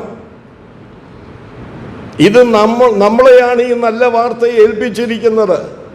ഇത് നമ്മൾ ചെയ്തില്ലെങ്കിൽ വേറെ മാർഗങ്ങളില്ലെന്ന്.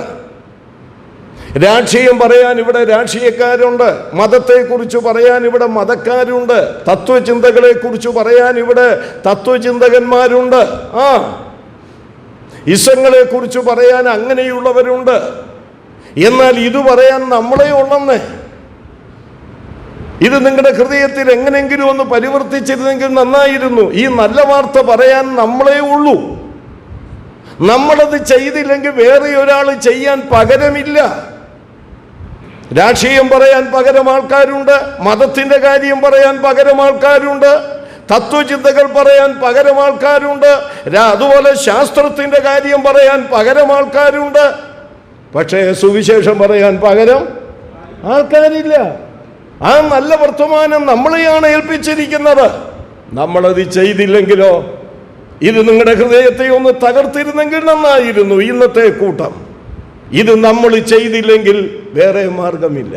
കർത്താവ് സഹായിക്കട്ടെ. അതുകൊണ്ട് മലീമസമായ ഈ ലോകത്ത് മലീമസമായ വാർത്തകളാൽ ഇങ്ങനെ ലോകം നീങ്ങുമ്പോൾ, അസ്വസ്ഥരായി നീങ്ങുമ്പോൾ, ഹൃദയങ്ങൾക്ക് നല്ല വർത്തമാനം കൊടുത്ത് അവരെ ഒരു ശുഭകാലത്തിലേക്ക് നയിക്കാനുള്ളത് ദൈവം നമ്മുടെ കയ്യിലാണ് ഏൽപ്പിച്ചിരിക്കുന്നത്. നമ്മളത് ചെയ്തില്ലെങ്കിൽ പിന്നെ ആരാണ് ചെയ്യേണ്ടത്? മറ്റൊരു കാര്യം ഞാൻ ഇവിടെ ഓർപ്പിക്കട്ടെ. ഒന്നാമത്, ഈ നല്ല വാർത്ത പറയണമെങ്കിൽ, സുവിശേഷം പറയണമെങ്കിൽ ഇവിടെ പറഞ്ഞതുപോലെ ഗ്രീക്കിൽ അത് പറഞ്ഞിരിക്കുന്നു, ലാറ്റിനിൽ അത് പറഞ്ഞിരിക്കുന്നു, സുറിയാനിയിൽ ഇങ്ങനെ പറഞ്ഞിരിക്കുന്നു എന്ന് പറഞ്ഞതുകൊണ്ട് കാര്യമായോ? ഇതെന്താണെന്ന് അറിയണ്ടേ? ഈ സുവിശേഷം എന്താണെന്ന് അറിയണം. അയ്യോ, നിങ്ങളോടൊരു ബാലവാടിയിൽ പഠിക്കുന്ന പിള്ളേരോട് ചോദിക്കുന്നത് പോലെ ചോദിക്കുന്നുവെന്ന് കരുതരുത്. സുവിശേഷം എന്ന് പറഞ്ഞാൽ ഒറ്റ വാക്കിൽ ആരാണ്? അയ്യോ, വന്നപ്പോഴേ ഉറക്കം തുടങ്ങിയോ?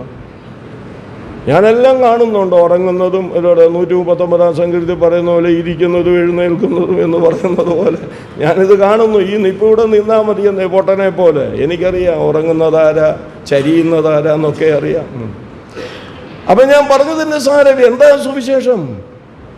ഞാൻ പറഞ്ഞല്ലോ, യുവങ്കേലിയോൻ, യുവാങ്ങലിയ, ഗോസ്പെല, ഇതൊക്കെ നമുക്കറിയാം. പക്ഷെ ഈ സംഗതി എന്നാന്നറിയണ്ടേ? എന്താ സുവിശേഷം? സഹോദരിമാർക്ക് പറയാം എന്താ സുവിശേഷം. അതുങ്ങളെ കൊണ്ട് മിണ്ടടച്ച് അതുങ്ങൾക്ക് ഇപ്പം നല്ലതേതാ തീയതേതാന്നറിയാമേ.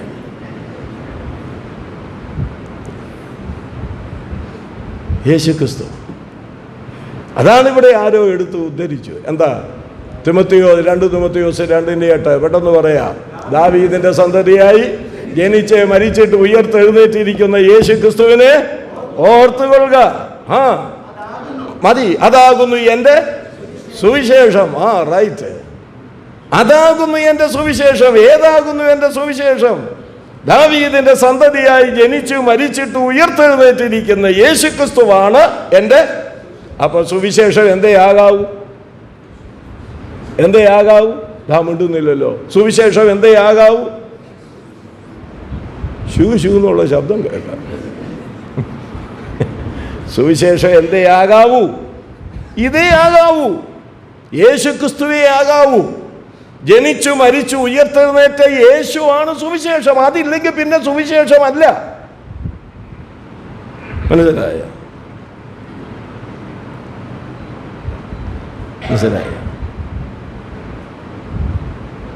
ഞാനേ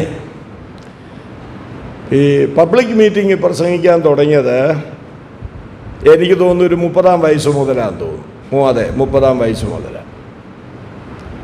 എനിക്ക് തൃശ്ശൂരുമായിട്ട് അങ്ങനെ ഒരു വൈകാരികമായ ബന്ധമുണ്ട്. ഞാൻ ഇന്ന് ഡോക്ടർ റോളണ്ടിനോട് അത് പറഞ്ഞു. വൈകാരികമായ ബന്ധം എനിക്കുണ്ട്. എന്നാന്നറിയാമോ? ദൈവം കഴിഞ്ഞാൽ, അങ്ങനെ ദൈവത്തിന് കൊടുക്കേണ്ടത് നിങ്ങൾക്ക് തരത്തില്ല. ദൈവം കഴിഞ്ഞാൽ മാനുഷികമായി ചിന്തിക്കുമ്പോൾ എന്നെ ഒരു സുവിശേഷ പ്രസംഗകനാക്കാൻ പിൻപിലുണ്ടായിരുന്നത് തൃശ്ശൂർക്കാരാണ്. തൃശ്ശൂരിലെ 2 സഭകളാണ്. അതെടുത്ത് ഞാൻ പറയുന്നതിൽ സന്തോഷമുണ്ട്. ഒന്ന് നെല്ലിക്കുന്നത്തെ ഈ സിയോൺ സഭയും, രണ്ടാമത്തേത് കിഴക്കക്കോട്ട സഭയും. ഈ 2 സഭകളാണ് എന്നിലുള്ള കൃപ മനസ്സിലാക്കി എന്നെ വിളിച്ച് പ്രോത്സാഹിപ്പിച്ചത്. അപ്പോൾ അടുത്തുള്ള സഭകൾ ചിന്തിക്കും ഞങ്ങൾ ചില കൂട്ടുകാരക്കാരൊക്കെ ചെയ്ത് അത് പിന്നത്തെ കാര്യം. ഒന്നാമത് വരേണ്ടത് ഒന്നാമത് വരണം. അപ്പം ഈ രണ്ട് സഭകളാണ്. ഞാൻ പറഞ്ഞതിൻ്റെ താല്പര്യം എന്താണെന്ന് ചോദിച്ചാൽ, അങ്ങനെ പ്രസംഗിച്ച് അങ്ങോട്ട് വരുമ്പോൾ ഉണ്ടല്ലോ, ഞാൻ വലിയ ശാസ്ത്രമൊക്കെ പറഞ്ഞു കളയും. സൂര്യനും ഭൂമിയും തമ്മിലുള്ള അകലം എന്നാ ശാസ്ത്രജ്ഞനാണോ? ഓ അല്ല.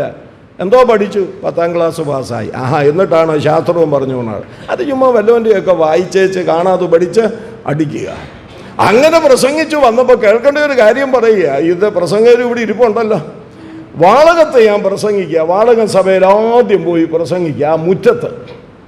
അന്ന് ജോയിച്ചാൻ്റെ കൂടെ ഞാൻ പ്രസംഗിക്കുന്നത്. ജോയിച്ചാൻ എല്ലായിടത്തും ദൈവത്തിന് വേണ്ടി ഉപയോഗിക്കപ്പെട്ടുകൊണ്ടിരിക്കുന്ന സമയമാണ്.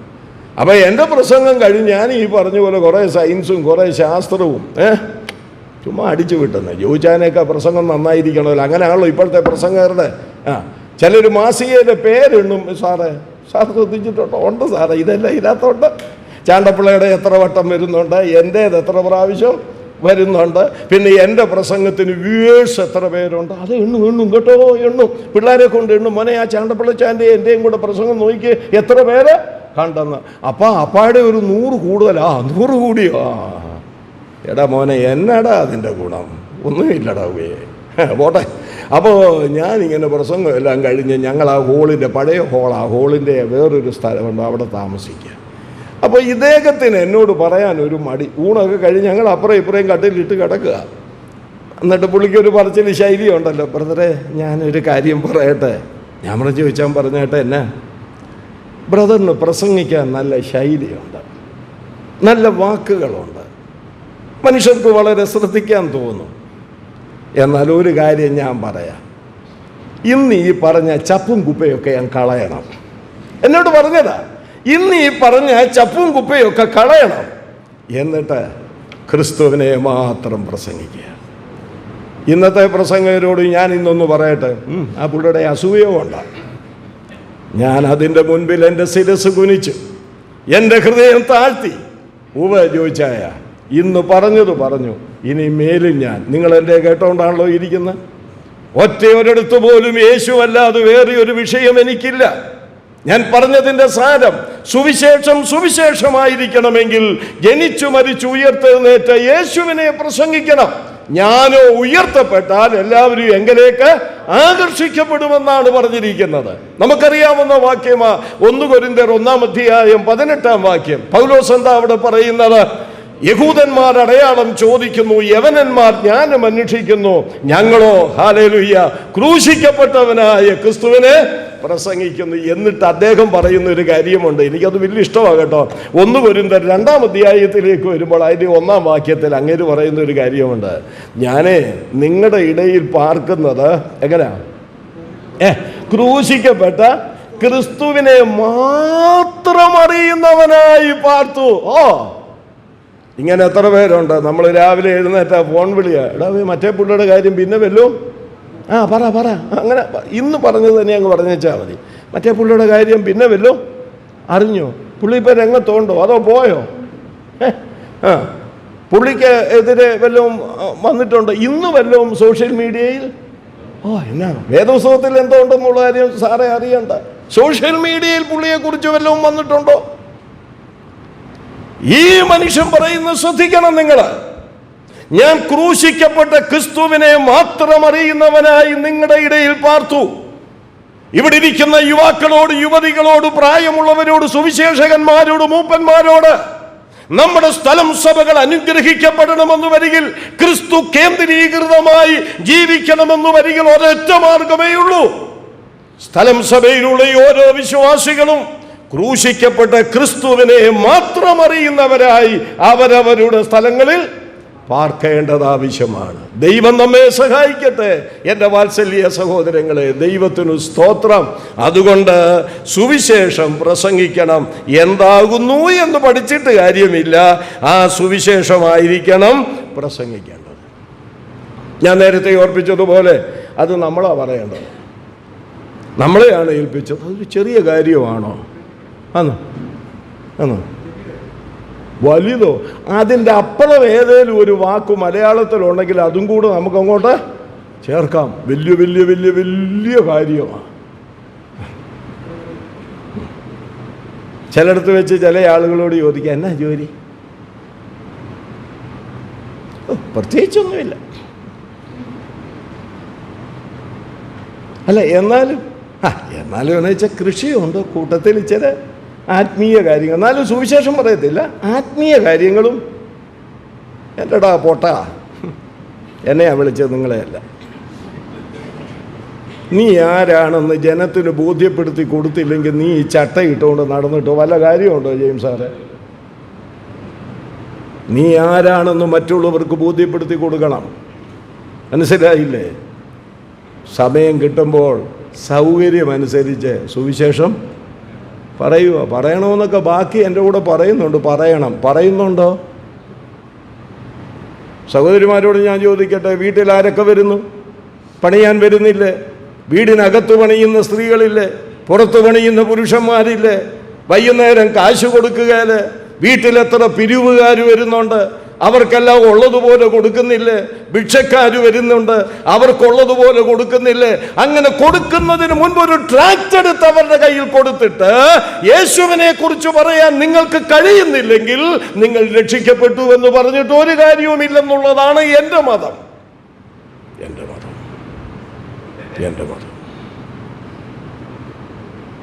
ഒത്തിരി പറയാനുണ്ട് എൻ്റെ സഹോദര. ഒത്തിരി നാളായി നമ്മളൊക്കെ തമ്മിൽ കണ്ടിട്ട്. പിന്നെ എന്നാ നീ നമ്മളല്ലേ പറയേണ്ടത്?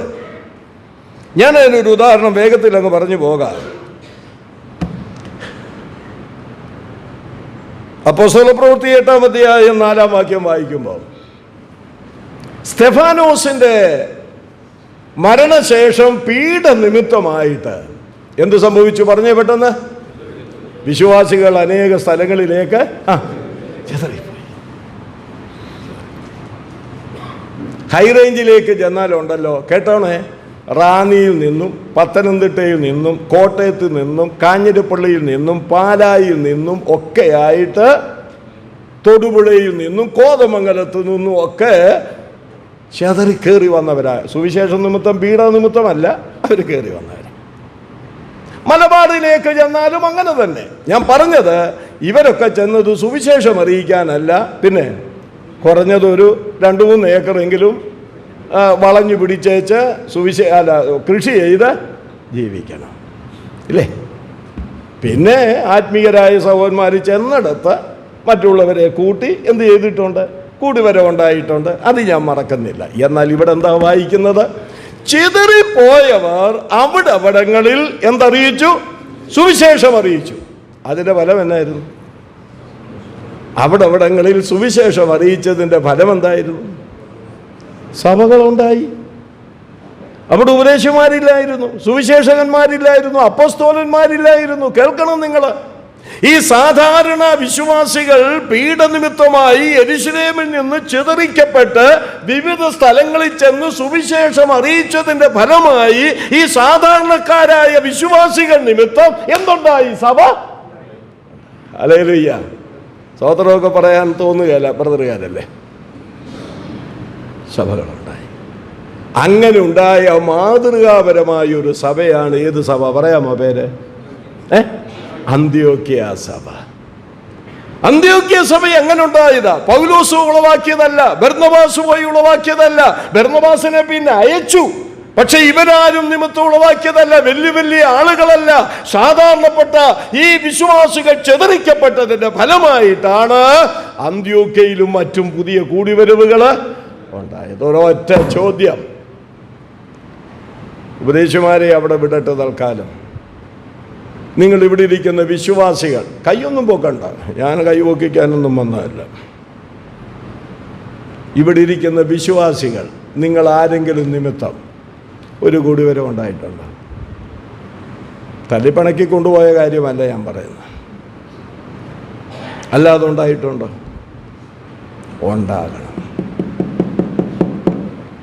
ഉണ്ടാകണമെന്നേ.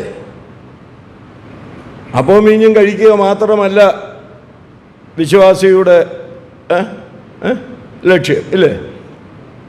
അങ്ങനെയാണെങ്കിൽ കൂടുതൽ അപ്പം നിന്നവർക്ക് അവിടെ ചെല്ലുമ്പോൾ പ്രതിഫലം, ഇല്ലേ? ചാണ്ടപ്പിള്ള ഇതിനോടകം എത്ര കിലോ തിന്നു,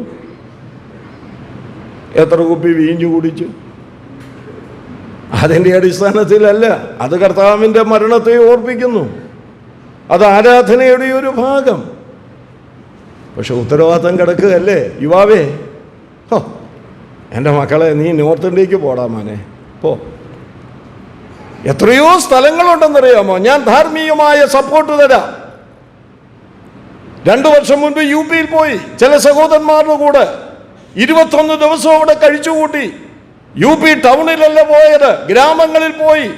അവിടെയുള്ള സഹോദരന്മാരുടെ പരിമിതമായ സൗകര്യത്തിൽ താഴെയെങ്കിൽ താഴെ, ഇളകുന്ന കട്ടിലെങ്കിൽ കട്ടില്, അവിടെ കിടന്നു. അവര് തന്നെ ആഹാരം കഴിച്ചു. സഹോദരന്മാരിൽ നിന്ന് അറിഞ്ഞു 13 ജില്ലകള് ഇനിയും ഒരുക്കപ്പെട്ടിരിക്കുകയാ. ഏതെങ്കിലും ഒരു സുവിശേഷം ചെന്നാൽ അവിടെ കൂടിവരവുണ്ടാകും. പോ മക്കളെ, ഇവിടെ കിടന്നു വഴക്കുണ്ടാക്കാതെ. ചെറുപ്പക്കാരായ സുവിശേഷകന്മാരുണ്ടല്ലോ, പോ, ചെല്ലുന്നേ. ഇവിടെ ആരെ പഠിപ്പിക്കാൻ നിൽക്കുക? ആരോട് പ്രസംഗിക്കാൻ നിൽക്കുക? ഞാൻ കുറെ പ്രസംഗിച്ചത് ഒരെണ്ണം ചൊവ്വായിട്ടില്ല. ഇല്ലെന്നേ. ഞാൻ കഴിഞ്ഞ ദിവസം ഡിണ്ടിഗലിൽ ക്ലാസ് എടുത്തപ്പോൾ പറഞ്ഞു, പത്രോസ് ഒറ്റ പ്രസംഗത്തിൽ 3000 ആൾക്കാരെ കൊണ്ടുവന്നെങ്കിൽ ഇന്നിപ്പോൾ 3000 പ്രസംഗിച്ചിട്ട് ഒരെണ്ണത്തെ കിട്ടുന്നില്ല.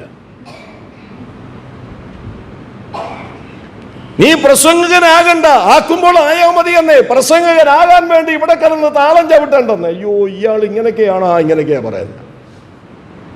നീ പ്രസംഗകനാകാൻ ഇവിടെ താളം കെട്ടണ്ട. നീ ഒരു ബൈബിൾ പണ്ഡിതനാകാൻ ഇവിടെ താളം ചവിട്ടണ്ട. നിന്നെ കുറിച്ചുള്ള ദൈവത്തിന്റെ പദ്ധതി, നിനക്ക് ഭാഷയുണ്ട്, നിനക്ക് ഭാഷയുണ്ട്, വിദ്യാഭ്യാസമുണ്ട്, നിനക്ക് ആരോഗ്യമുണ്ട്. പോ.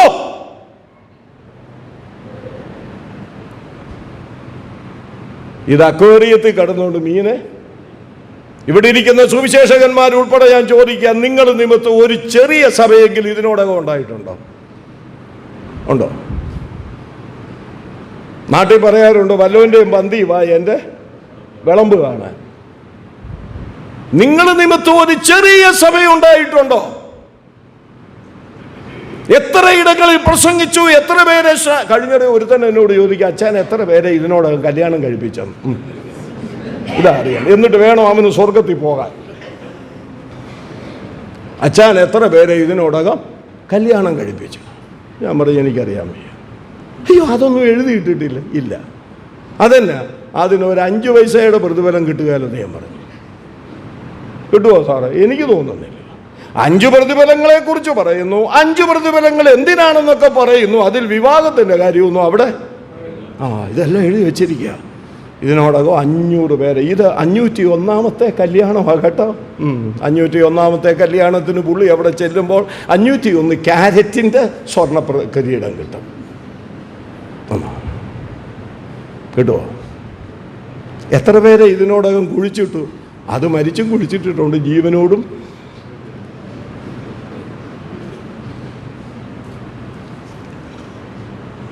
ജീവനോട് കുഴിച്ചിട്ട് വന്നേ.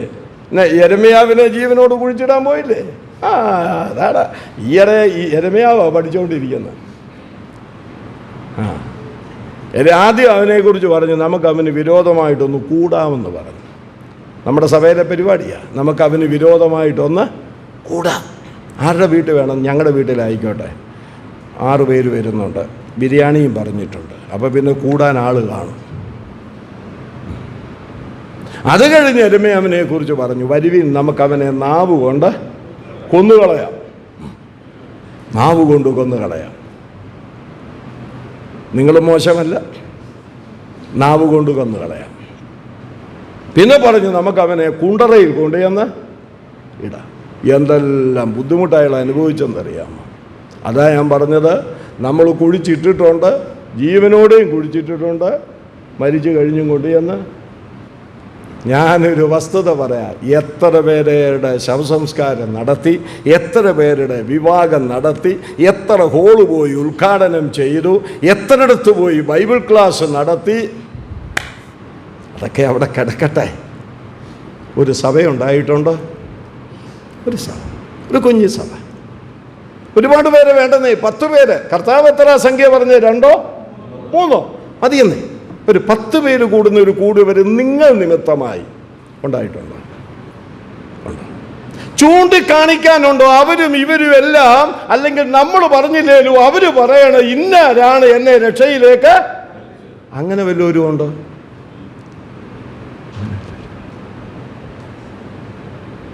ഇതൊക്കെ ചിന്തിക്കണമെന്ന്. അപ്പം വരാറായെന്ന്, അപ്പനിങ്ങ് വന്നെന്ന്, പോകാനിരിക്കുക നമ്മൾ, അല്ലേ? പോവോ? അതാ വിഷയം.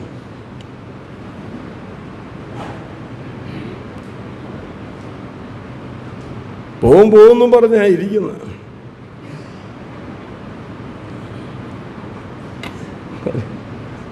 നമ്മൾ ചിന്തിക്കേണ്ട ഒരു സമയമാണെന്ന്. ഇത് എന്നെ പോലുള്ളവരെ വിളിച്ചാൽ ഇങ്ങനെയൊക്കെ കിട്ടത്തുള്ളന്നേ. കാരണം ഇത് അനുഭവം ഉള്ളതുകൊണ്ടാണ് ജോർജ് മാസ്റ്റർ ഈ പറയുന്നത്. ആന്നോ, ജോർജ് മാസ്റ്ററോട് അത്ര കണ്ട് സ്നേഹം ഉണ്ടായിട്ടൊന്നുമല്ല അങ്ങേരുടെ പേര് പറയുന്നത്. നേരെ നോക്കുമ്പോൾ പുള്ളിയെ കാണുന്നുണ്ടാ.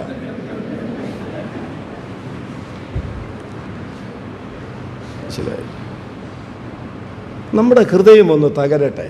കഴിഞ്ഞ ദിവസം ഒരു ദൈവദാസൻ പറഞ്ഞതുപോലെ നമ്മുടെ ഹൃദയം നനഞ്ഞിരിക്കണം, വരണ്ടിരിക്കരുത്, നനഞ്ഞിരിക്കണം. ഹൃദയം നനഞ്ഞിരിക്കണം, കണ്ണ് നനഞ്ഞിരിക്കണം. ചെതറിപ്പോയവർ അവിടെ ഇവിടങ്ങളിൽ സുവിശേഷം അറിയിച്ചു. ഇനി അടുത്തത്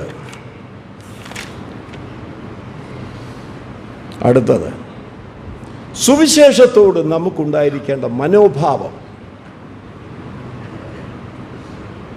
സഭ ഈ കാര്യം മറ്റുള്ളവരോട് പറയണമെങ്കിൽ, ഞാൻ ഓർപ്പിച്ചതുപോലെ സുവിശേഷ ദർശനമുണ്ടാകണമെങ്കിൽ, ഒരു സ്ഥലത്ത് എന്ന് പ്രവർത്തിച്ച് പുതിയ കൂടിവരവുണ്ടാകണമെങ്കിൽ എന്തായിരിക്കണം സഭയുടെ മനോഭാവം?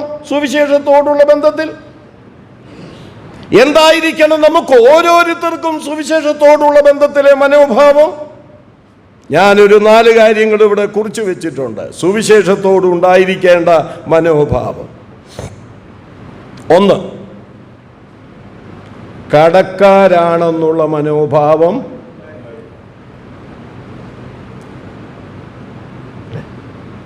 എപ്പോഴെങ്കിലോ തോന്നിയിട്ടുണ്ടോ? ഉണ്ട് ബ്രദറെ. എന്തോ 1 ലക്ഷം 5 ലക്ഷമായി എടുത്തിരിക്കുന്നത്. കൊച്ചിനെ വിടാൻ 25 ലക്ഷമാണ്. കഴിഞ്ഞിടെ ഒരാൾ പറയുക, പേപ്പറെല്ലാം ശരിയായി, ഇനി ഇത് എവിടെ പോയി ഉണ്ടാക്കുമെന്നും കൊണ്ട് ഞാൻ ഇരിക്കുക. ഞാൻ പറഞ്ഞു, എൻ്റെ പൊന്നു സഹോദര, എനിക്കൊരു ഭാരവുമില്ല. രാത്രി കിടന്ന സുഖമായി കിടന്നുറങ്ങാം. 5 പൈസയുടെ കടം എനിക്ക്. അതെങ്ങനെ അതെനിക്ക് കടം വരുന്ന? താൻ പോകുന്നിടത്തു നിന്നൊക്കെ കവറൊക്കെ, കവറിനകത്ത് എന്താ ഉണ്ടെന്നുള്ളത് പോകുന്നവർക്കറിയാം. മനസ്സിലായി? കവറിൻ്റെ കനത്തിലോ എണ്ണത്തിലോ അല്ല. എന്നാന്ന് ചോദിച്ചാൽ ബ്രദറെ, ഞാൻ പറയാം, പഠിക്കാൻ വിടാനില്ലേ? ഉള്ളത് കൊണ്ട് പഠിപ്പിക്കേണ്ട കാര്യം അങ്ങ് അത് ചില ബുദ്ധിമുട്ടല്ലേ? ഇല്ലേ കിടന്ന് ഏതാണ്ട് UK എല്ലാത്തിനെയും കൂടെ വിടാൻ പോവാന്ന് കേട്ടു. കാനഡക്കാർക്കും വേണ്ട. അതുകൊണ്ട് ഇവിടെ കാണാൻ വല്ല പണിയും നോക്കിക്കോ. വേണ്ട, ബഹറിൽ നിന്നുള്ളവരെല്ലാം ഇങ്ങനെ പോന്നു. ഇനിയും വലിയ രക്ഷയില്ലെന്നേ. ഞങ്ങളുടെ അമ്മ പറയുന്ന പോലെ ഇംഗ്ലീഷും മലയാളവും കൂടെ ചേർത്ത് പറയാറുണ്ട്, നോ രക്ഷയെന്ന്. ഇനിയൊരു രക്ഷയില്ല. അതുകൊണ്ട് പിള്ളേർക്ക് ഇവിടെ കാണും വല്ലതും പരിപാടിക്കുള്ളൂ നോക്കിക്കോണം. ഇവിടെയും ജോലിയൊക്കെ കിട്ടുമെന്നേ. ഉണ്ട്, IT കമ്പനിയൊക്കെ ഇവിടെയുണ്ട്. എൻ്റെ മരുമോനെ അവിടുത്തെ ഒരു സീനിയർ ഉദ്യോഗസ്ഥനാണ്. എത്രയോ വർഷമായി എന്നറിയാം. ഇപ്പോഴും അവിടെ സാധ്യതയുണ്ട്. അപ്പം ഞാൻ പറഞ്ഞത്, അങ്ങനെ വരുത്തി വെച്ച കടം അല്ല. ഇതേ പൗലോസ് അയാൾ അങ്ങനെ വരുത്തി വെച്ച കടമൊന്നുമല്ല. അയാൾ പറയുകയാണ്, സുവിശേഷ നിമിത്തം അതിനോടുള്ള മനോഭാവമാണ്, കടക്കാര് ആണെന്നുള്ള മനോഭാവം. റോമാലേഖനം 1-ാം അധ്യായം 14-ാം വാക്യം എന്താ അവിടെ വായിക്കുന്നത്? പറഞ്ഞാൽ മതി, എല്ലാവർക്കും വാക്യം അറിയാമല്ലോ. ഞാൻ വല്ല നിവൃത്തിയുണ്ട്, കൊള്ളാവുന്ന വചനം ഒന്നും കാണാതെ പഠിക്കരുത്. യവനന്മാർക്കും ബർബരന്മാർക്കും ജ്ഞാനികൾക്കും വിവേകികൾക്കും ബുദ്ധിഹീനർക്കും. ആരായി ബർബരന്മാർ? വായിക്ക് ദീർഘം കൊടുക്കാതെ പറയണം. വായിക്ക് ദീർഘം കൊടുത്താൽ എന്നാന്നറിയാമല്ലോ. ചില ചിന്തിക്കുന്ന അവരാണ് ബർബരന്മാരെന്ന് പറഞ്ഞാൽ ഇത്രയേ ഉള്ളൂ, യവനായ ഭാഷ അറിയാൻ പാടില്ലാത്തവർ. അതാണ് അതിൻ്റെ അർത്ഥം. അപ്പോൾ ആർക്കൊക്കെ ഇയാൾ കടക്കാരൻ? പറഞ്ഞേ പെട്ടെന്ന്, ഉത്സാഹിച്ച്. 11:15 ചായയുണ്ട്, 15 മിനിറ്റും കൂടെ ക്ഷമിക്കേ. ആർക്കൊക്കെ? യവനന്മാർക്കും ബർബരന്മാർക്കും ജ്ഞാനികൾക്കും ബുദ്ധിഹീനർക്കും ഒക്കെ ഞാൻ ആരാ എന്ന് പറഞ്ഞാൽ, നമ്മുടെ ഭാഷയിൽ പറഞ്ഞ കാടം കൊണ്ട് ഈ പുള്ളിക്കോട്ട് നടക്കാൻ. എൻ്റെ ദൈവമേ, കുഞ്ഞേ, ചെറുപ്പക്കാരാ, നീ കടക്കാരനാ. സഹോദരി, നീ കടക്കാരിയാ. കടം നമുക്കൊരിക്കലും സ്വസ്ഥത തരുമോ? ഇപ്പോൾ ഒരാളോട് ചോദിക്കാം, എന്തുകൊണ്ടാ വിശേഷം? എൻ്റെ പൊന്നു ബ്രദറെ, കഴിഞ്ഞ ഇടയേക്കാൾ വലിയ സന്തോഷത്തിലാണ് ഞാൻ. അതിന് ഒരു 20 ലക്ഷം രൂപ കടമുണ്ട്. 20 ലക്ഷം രൂപ കടമുള്ളതുകൊണ്ട് പുള്ളിക്ക് വലിയ സന്തോഷമാണ്. കടം സന്തോഷിപ്പിക്കുന്നതല്ല, അത് നമ്മുടെ ഉറക്കം കെടുത്തുന്നതാണ്. അയ്യോ, നമുക്ക് സ്വസ്ഥത തരുന്നതല്ല. ഇന്ന് പകലിൽ ഇവിടെ ഇരിക്കുന്ന സ്ത്രീ പുരുഷന്മാരോട് നിങ്ങളിൽ ഒരുത്തനെ പോലെ നെഞ്ചുകീറി പറയുക, ഈ കടം നമ്മെ അസ്വസ്ഥപ്പെടുത്തണം, ഈ കടം നമ്മളെ വീർപ്പ് മുട്ടിക്കണം, ഈ കടം നമ്മുടെ ഉറക്കം കെടുത്തണം, ഈ കടം നമ്മുടെ ആഹാരത്തെ മടുപ്പിക്കണം.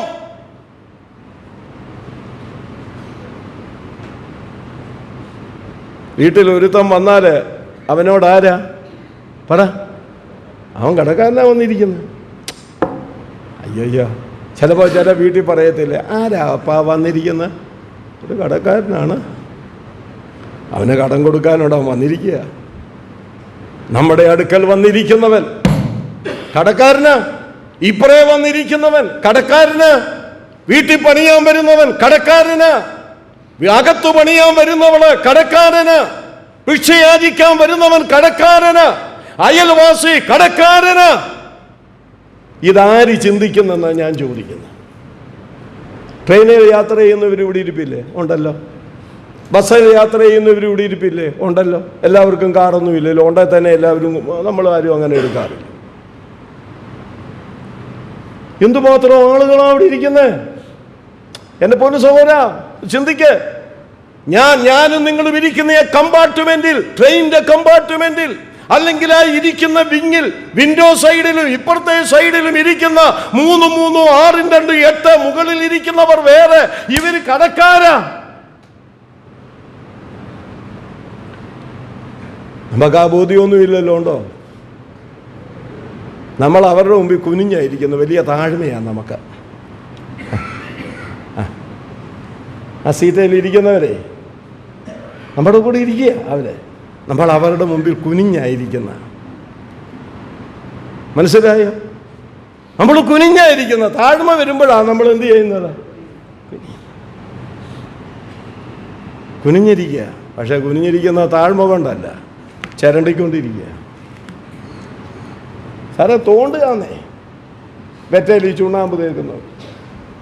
തോണ്ടരുതെന്നല്ല ഞാൻ പറഞ്ഞത്, പക്ഷെ അവനെ പോലെ നമ്മളും തോണ്ടാൻ പോയാലോ? നമ്മൾ കടക്കാരന് അവന് കൊടുക്കാനുണ്ടെന്നേ. അവൻ ചിലപ്പോൾ തോണ്ടും, അവൻ ചിലപ്പോൾ പാട്ടുപാടും, അവൻ ചിലപ്പോൾ വായിച്ചുകൊണ്ടിരിക്കും, അവൻ ചിലപ്പോൾ വിൻഡോയിലൂടെ നോക്കിക്കൊണ്ടിരിക്കും. പക്ഷെ ഞാൻ ഓർക്കേണ്ടത്, അവന് ഞാൻ കടക്കാരനാ. ഞാനിവിടെ ഇതിങ്ങനെ തോണ്ടിക്കൊണ്ടിരിക്കുകയല്ലേ. ഈ പലർക്കും ഈ കോളർ ഇത് ഇടേണ്ടി വരുന്നതിൻ്റെ കാര്യം എന്നാണെന്നറിയാം. ഇപ്പോൾ ഭയങ്കര ചിലവാണ് അതിന്, ഇല്ലേ ഡോക്ടർ? ഭയങ്കര ചിലവാണ് ഈ പെടലിക്ക്. എന്നാ ഡോക്ടറെ അതിന് പറയുന്നത്? കോളർ എന്നാണ് അതിൻ്റെ പേര്. കോളർ ഇടുക എല്ലാവരും ഇങ്ങനെ. എന്നാ കാര്യമെന്നറിയാമോ? ഇങ്ങനെ കുനിഞ്ഞിരുന്നതാണ്. സങ്കീർത്തനക്കാരനൊക്കെ പറയുന്നുണ്ട്, കുനിഞ്ഞിരിക്കുന്നവരെ ദൈവം എന്ത് ചെയ്യുന്നു? നിവർത്തുന്ന. പിന്നെയും ഏത്തവാഴയുടെ കൊല തീരുന്നവർ പിന്നെയും കുനിയുക. നിങ്ങൾക്ക് മനസ്സുണ്ടേ കേട്ടാൽ മതി. ഈ മനുഷ്യൻ പറയുന്നത് കടക്കാരനാ. മതിലിൻ്റെ അപ്പുറേ താമസിക്കുന്നവനുണ്ടല്ലോ, അവന് കടം കൊടുക്കും നിങ്ങൾ. അവൻ്റെ കടം വീട്ടെന്ന്.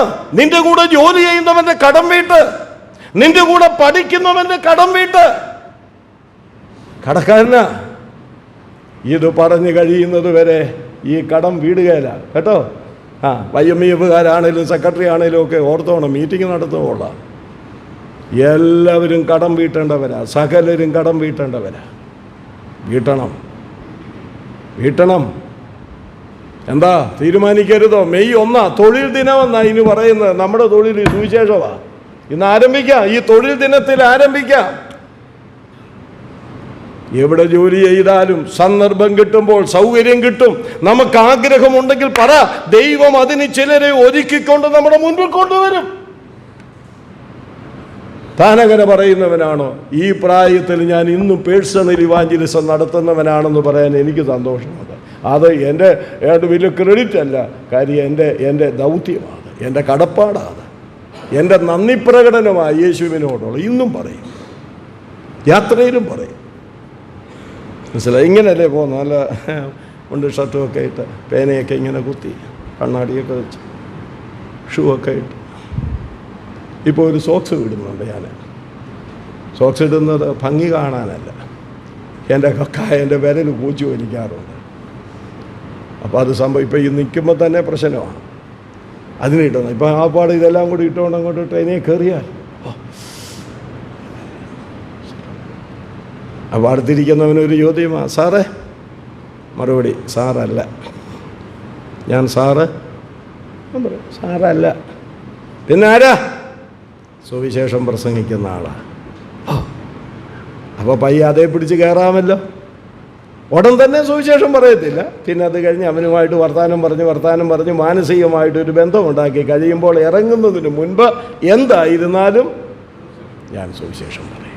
ഈ എറണാകുളം ഇവിടെ ഹൈക്കോർട്ടിൽ ഏതോ ഒരു വലിയ സീനിയർ വക്കീലിൻ്റെ കൂടെ അയാളെന്നാ പേര് പറഞ്ഞ് മറന്നുപോയി. ഈ കഴിഞ്ഞിടെ മരിച്ചുപോയ ആളൊന്നുമല്ല. അയാളല്ല, വേറൊരാൾ. അയാളല്ലെന്നാണ് ഞാൻ പറഞ്ഞത്. അയാളുടെ പേരറിയാമെന്ന് മനസ്സിലായി, പക്ഷേ അയാളല്ല, വേറൊരാളുടെ പേര് പറഞ്ഞു. അയാളുടെ കൂടെ വർക്ക് ചെയ്യുന്ന ഒരാളാണ്, ഹിന്ദുവാണ്, തിരുവനന്തപുരംകാരനാണ്. ഇങ്ങനെ വർത്താനം പറഞ്ഞു, പേര് ചോദിച്ച് ഞാൻ പറഞ്ഞു ചാണ്ടപ്പിള്ള. അയ്യോ, തിരുവനന്തപുരത്ത് ഒരു ചാണ്ടപ്പിള്ളയാണ്. ഞാൻ പറഞ്ഞു ഒത്തിരി ചാണ്ടപ്പിള്ളമാരുണ്ട് എന്ന് പറഞ്ഞു. അപ്പോൾ ഞാൻ പയ്യെ സുവിശേഷം പറഞ്ഞു. എറണാകുളത്തായി ഇറങ്ങണം, അവിടെ വരെ ഈ കഴിഞ്ഞിടയില്ല. സുവിശേഷം പറഞ്ഞു. നമ്പരൊന്നും വാങ്ങാൻ പറ്റിയില്ല, എല്ലാം പെട്ടെന്നായിരുന്നു. ഞാൻ പറഞ്ഞു, ഇനി നമ്പർ കിട്ടിയില്ലെങ്കിലും അടുത്ത കോണ്ടാക്ട് ചെയ്യാൻ ഒത്തില്ലെങ്കിലും നമ്മുടെ കയ്യിൽ നിന്ന് പോയില്ലേ, ആ കടം അങ്ങ് വീട്ടിയില്ലേ. എന്നാ മിണ്ടായിരിക്കുന്നത്? ആ മിണ്ടുകാരെന്ന് എനിക്കറിയാം. ആ കടമങ്ങ് വീട്ടിയില്ലേ. ഞാൻ ഇവിടെ ഇരിക്കുന്ന കുഞ്ഞുങ്ങളോടും പ്രായമുള്ളവരോടും സഹോദരിമാരോട് പറയുക, നമുക്കാരെയും തൊഴിച്ച് സ്വർഗത്തിൽ കയറ്റാൻ പറ്റുകയില്ല. പറ്റുമോ സാറ്? പറ്റുകയില്ല. നമുക്ക് സ്വർഗത്തിൽ പോകാനുള്ള മാർഗം പറഞ്ഞാൽ മതിയെന്നേ, ഒറ്റ വാക്യം പറഞ്ഞാൽ മതി.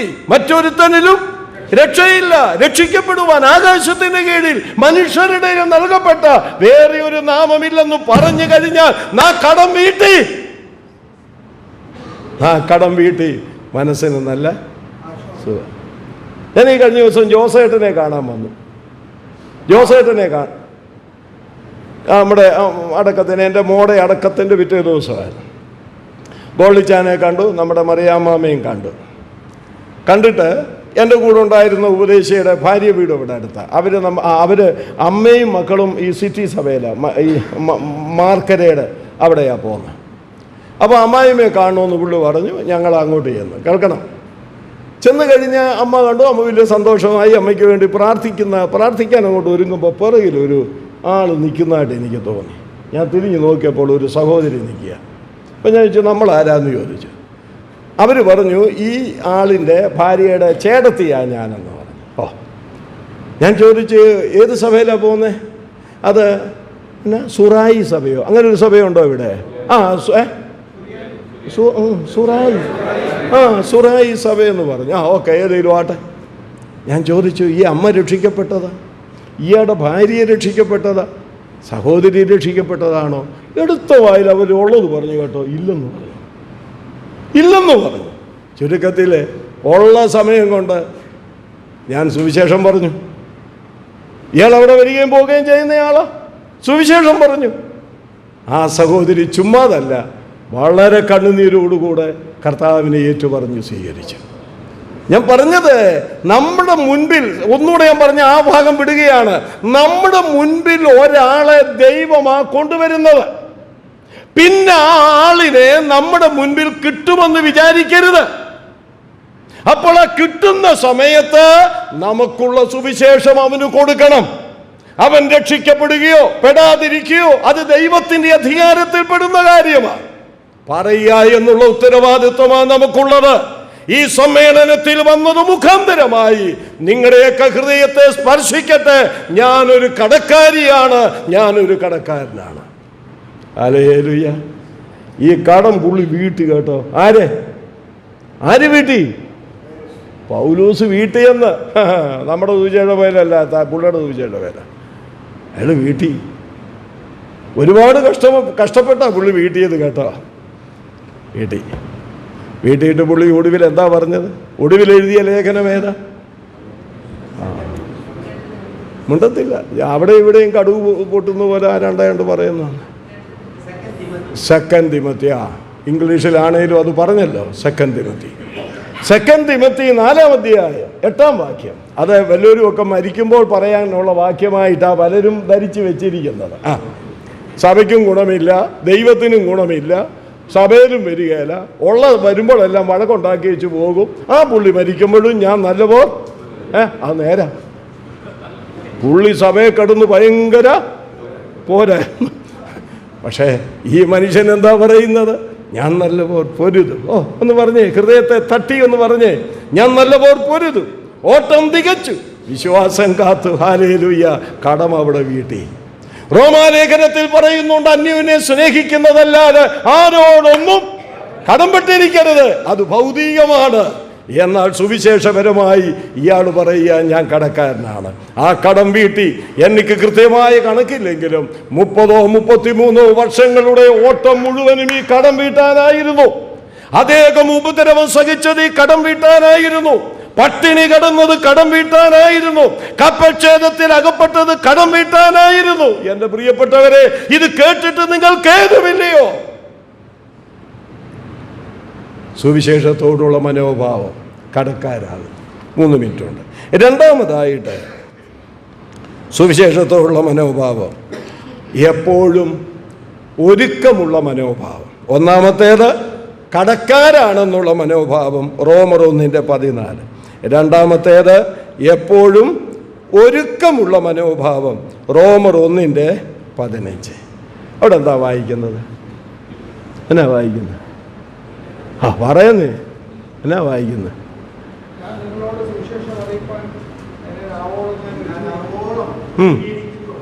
ഒരുങ്ങിയിരിക്കുന്നു. എപ്പോഴും ഒരുക്കമുള്ള മനോഭാവം. ചില ആളുകളോട് പറയുവേ, ഉള്ളതാ, നമ്മുടെ ഇടയിലുള്ളതാ ഈ പറയുന്നത്. ബ്രദറെ, നമുക്ക് അങ്ങേരോടൊന്ന് പറയാം, സുവിശേഷം പറയാം. ഇപ്പോൾ പറയുക, ഇപ്പോൾ എനിക്ക് അതിനുള്ള മൂടല്ല. പിന്നെ ഇവൻ എപ്പോഴാണ് മൂഡ് വരുന്നത്? മൂടില്ലെന്നാ പറയുന്നത്. മൂടില്ല. അല്ലാത്തതിനൊക്കെ ഭയങ്കര മൂടാ പുള്ളിക്ക്. സുവിശേഷം അറിയിക്കാൻ എപ്പോഴും മൂട് വേണം. മനസ്സിലാകുന്നുണ്ടോ? ഈ ഇരിപ്പ് കണ്ടാൽ എനിക്ക് അറിഞ്ഞുകൂടെ? മനസ്സിലാകുന്നുണ്ടോ? നല്ല മൂട് വേണം മക്കളെ. മൂട് വേണം. എപ്പോഴും ഒരുക്കം വേണം. ഒരാളെ കിട്ടിക്കഴിഞ്ഞാൽ ഉടൻ പറഞ്ഞേക്കണം. പണ്ട് എയർഫോഴ്സിൽ ജോലി ഉണ്ടായിരുന്ന ഒരാൾ പറഞ്ഞു, സുവിശേഷവും അങ്ങനെ ആയിരിക്കണം. ഒരാളെ കണ്ടു കഴിഞ്ഞാൽ എടുക്കുക, തോക്കെടുക്കുക, വിടുവിക്കുക. എപ്പോഴും മൂടായിരിക്കണം. മനസ്സിലാകുന്നുണ്ടോ? വല്ലതൊക്കെ സംഭവിക്കണം ഇത് കഴിയുമ്പോൾ. ഒരു മിനിറ്റോടുണ്ട്. എപ്പോഴും ഒരുക്കമായിരിക്കണം. ഞാനൊരു കാര്യം കൂടെ പറഞ്ഞ് ഇപ്പോൾ തൽക്കാലം അവസാനിപ്പിക്കുക. എന്നാന്ന് ചോദിച്ചാലേ, ഫിലിപ്പ് ലേഖനം 1-ാം അധ്യായത്തിൽ അല്ല 4-ാം അധ്യായത്തിലാന്ന് തോന്നുന്നു. അത് അവസാനിപ്പിക്കുമ്പോൾ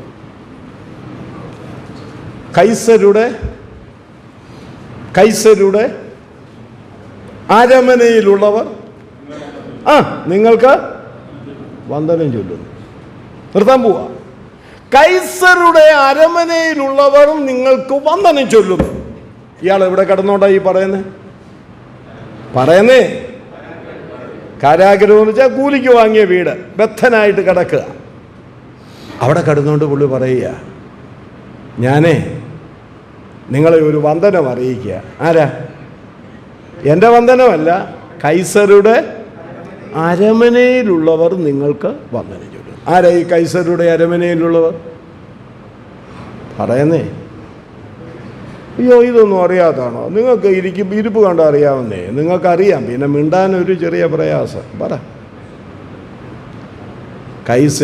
കൈസരുടെ അകമ്പടി പട്ടാളം. ഇയാൾക്ക് കാവൽ കിടക്കുകയാണ്. കൂലിക്ക് വാങ്ങിയ വീട്ടിലാണേലും ഇയാൾ ബദ്ധനാണ്. ഈ ബദ്ധൻ എന്ന് പറഞ്ഞർത്ഥം ഈ പട്ടാളക്കാരുടെ ഇടയിൽ ഇയാളായിരിക്കുന്നത്. പത്രോസ് കാരാഗ്രഹത്തിൽ എങ്ങനെയായിരുന്നു? പറ. അതും അറിയാൻ വയ്യ. ഓടിയതും അധ്വാനിച്ചതും വെറുതെ ആയിപ്പോയല്ലോ. പത്രോസ് എങ്ങനെ കേട്ടെന്ന്? അല്ല, ടെക്സ്റ്റ് ബുക്ക് വായിക്കാറില്ല. ഞാൻ ചുമ്മാ ഒന്ന് ചോദിച്ചതേ ഉള്ളൂ കേട്ടോ. ഇത് വായിക്കാറില്ല. ഇന്ന് വേദപുസ്തകം വായിച്ചേച്ച് ഈ ക്യാമ്പിൽ ഈ സമ്മേളനത്തിൽ വന്ന എത്ര പേരുണ്ട്? കൈ ഉയർത്തണ്ട. എത്ര പേരുണ്ട്? നിങ്ങളോട് ചോദിച്ചാൽ മതി. ഇന്നലെ ഇത് വായിക്കാത്തവരിവിടെ ഇരിപ്പുണ്ട്. ഞായറാഴ്ചയ്ക്ക് ശേഷം ഇത് അന്നെടുത്തതാ, പിന്നെ തൊടാത്തവരിവിടെ ഇരിപ്പുണ്ട്. ഉണ്ടെന്നേ. നേരം വെളുത്ത് കണ്ണും തിരുമ്മി എഴുന്നേൽക്കുമ്പോഴേ വേറെ ഒന്ന് തുറക്കാനാണ് നമ്മൾ ഒരുങ്ങുന്നത്, ഇല്ലയോ? ആപ്പിൽ എന്തൊക്കെ മെസ്സേജുണ്ട് ആണ് നോക്കാം. ഇത് നോക്കരുതൊന്നുമല്ല ഞാൻ പറയുന്നത്. നോക്കൂ, ആപ്പൊക്കെ അതിനാ നോക്കിക്കോ. പക്ഷേ ആദ്യം ഇത് തുറക്കണമെന്നേ. ദിനമതിൻ തുടസത്തിൽ മനുവേലിൻ മുഖാംബുജം ദർശിച്ച നരനൊരു മുമ്പിൽ. ഇതൊക്കെ അനുഭവത്തിൽ നിന്ന് പറയുക മക്കളെ, അല്ലാതെ ചുമ്മാതെ എനിക്കാണ്ട് ഒരു പ്രസംഗം ഉണ്ടായിക്കൊണ്ട് വന്ന് പറയുകയല്ല. അപ്പോൾ ഈ അകമ്പടി അപ്പുറം ഇപ്പുറയും കിടക്കുക. അയ്യോ 17 നിർത്താൻ പോവാ. അപ്പുറം ഇപ്പുറയും കിടക്കുക. പെട്ടെന്ന് അങ്ങ് നിർത്താം. ഇവർ ഈ സഭയ്ക്ക് ബന്ധനം പറയാനുള്ള കാരണം ഇവരൊക്കെ രക്ഷിക്കപ്പെട്ടവരായിരുന്നു. അതാണ് ദൈവദാസന്മാർ പറയുന്നത്. ഇവർ രക്ഷിക്കപ്പെടാൻ കാര്യം എന്താ കേട്ടോ? പത്രോസിനെ അതായിരുന്നു നമ്മുടെ വിഷയം. 2 പട്ടാളക്കാരുടെ ഇടയിലാണ് അപ്പോസ്തല പ്രവൃത്തി 12-ാം അധ്യായം. ഇതുപോലെ പൗലോസിനെ അങ്ങനെയാണ് കടത്തിയെന്ന് നമുക്ക് ന്യായമായി ചിന്തിക്കാം. അപ്പോൾ ആദ്യം പൗലോസ് ഇങ്ങോട്ട് തിരിയും. അപ്പോഴേ ഞാനിവിടെ ഇങ്ങനെ കിടക്കുന്നത് കട്ടിട്ടും മൂട്ടിച്ചിട്ടും ഒന്നുമല്ല. അപ്പോൾ അയാൾ ചോദിക്കും, പിന്നെ എന്നാത്തിന് ഞാൻ സുവിശേഷം സുവിശേഷം തന്നെ അത് പറയും. ഇപ്പറേ ഇവനോടും പറയും. അങ്ങനെ അവർ രണ്ടും ഒരു രക്ഷയുടെ അനുഭവത്തിൽ വന്നേച്ച് അവരങ്ങ് പോകും. ഇന്നത്തെ പോലെ 8 മണിക്കൂർ ആ ജോലിയെങ്കിൽ അടുത്ത 8 മണിക്കൂറിന് വേണ്ടി അടുത്ത 2 പേര് വരും. അവരോടും പറയും. അങ്ങനെ പറഞ്ഞ് അവരെല്ലാം രക്ഷിക്കപ്പെട്ടു. അവരുടെ കാര്യമാണ് ഒടുവിൽ അയാൾ എഴുതുന്നത്. കൈസരിയിലുള്ളവർ, കൈസരുടെ അരമനയിലുള്ളവർ നിങ്ങൾക്ക്. അദ്ദേഹം ഇത് പറയാൻ എപ്പോഴും ഒരുക്കമായി. ഞാൻ ഓർപ്പിച്ചതുപോലെ ഇന്ന് കിട്ടുന്നവരെ നാളെ കിട്ടുകയില്ല, ഇന്ന് കിട്ടുന്നവരെ അടുത്ത നിമിഷത്തിൽ കിട്ടുകയില്ല. സഹോദരി സഹോദരന്മാരെ ഓർത്തോണം, സഭയെ ഓർത്തോണം. എപ്പോഴും ഇതറിയിക്കാൻ ഒരുക്കം വേണം. കർത്താവ് സഹായിക്കട്ടെ. അടുത്ത ക്ലാസ്സിൽ ബാക്കി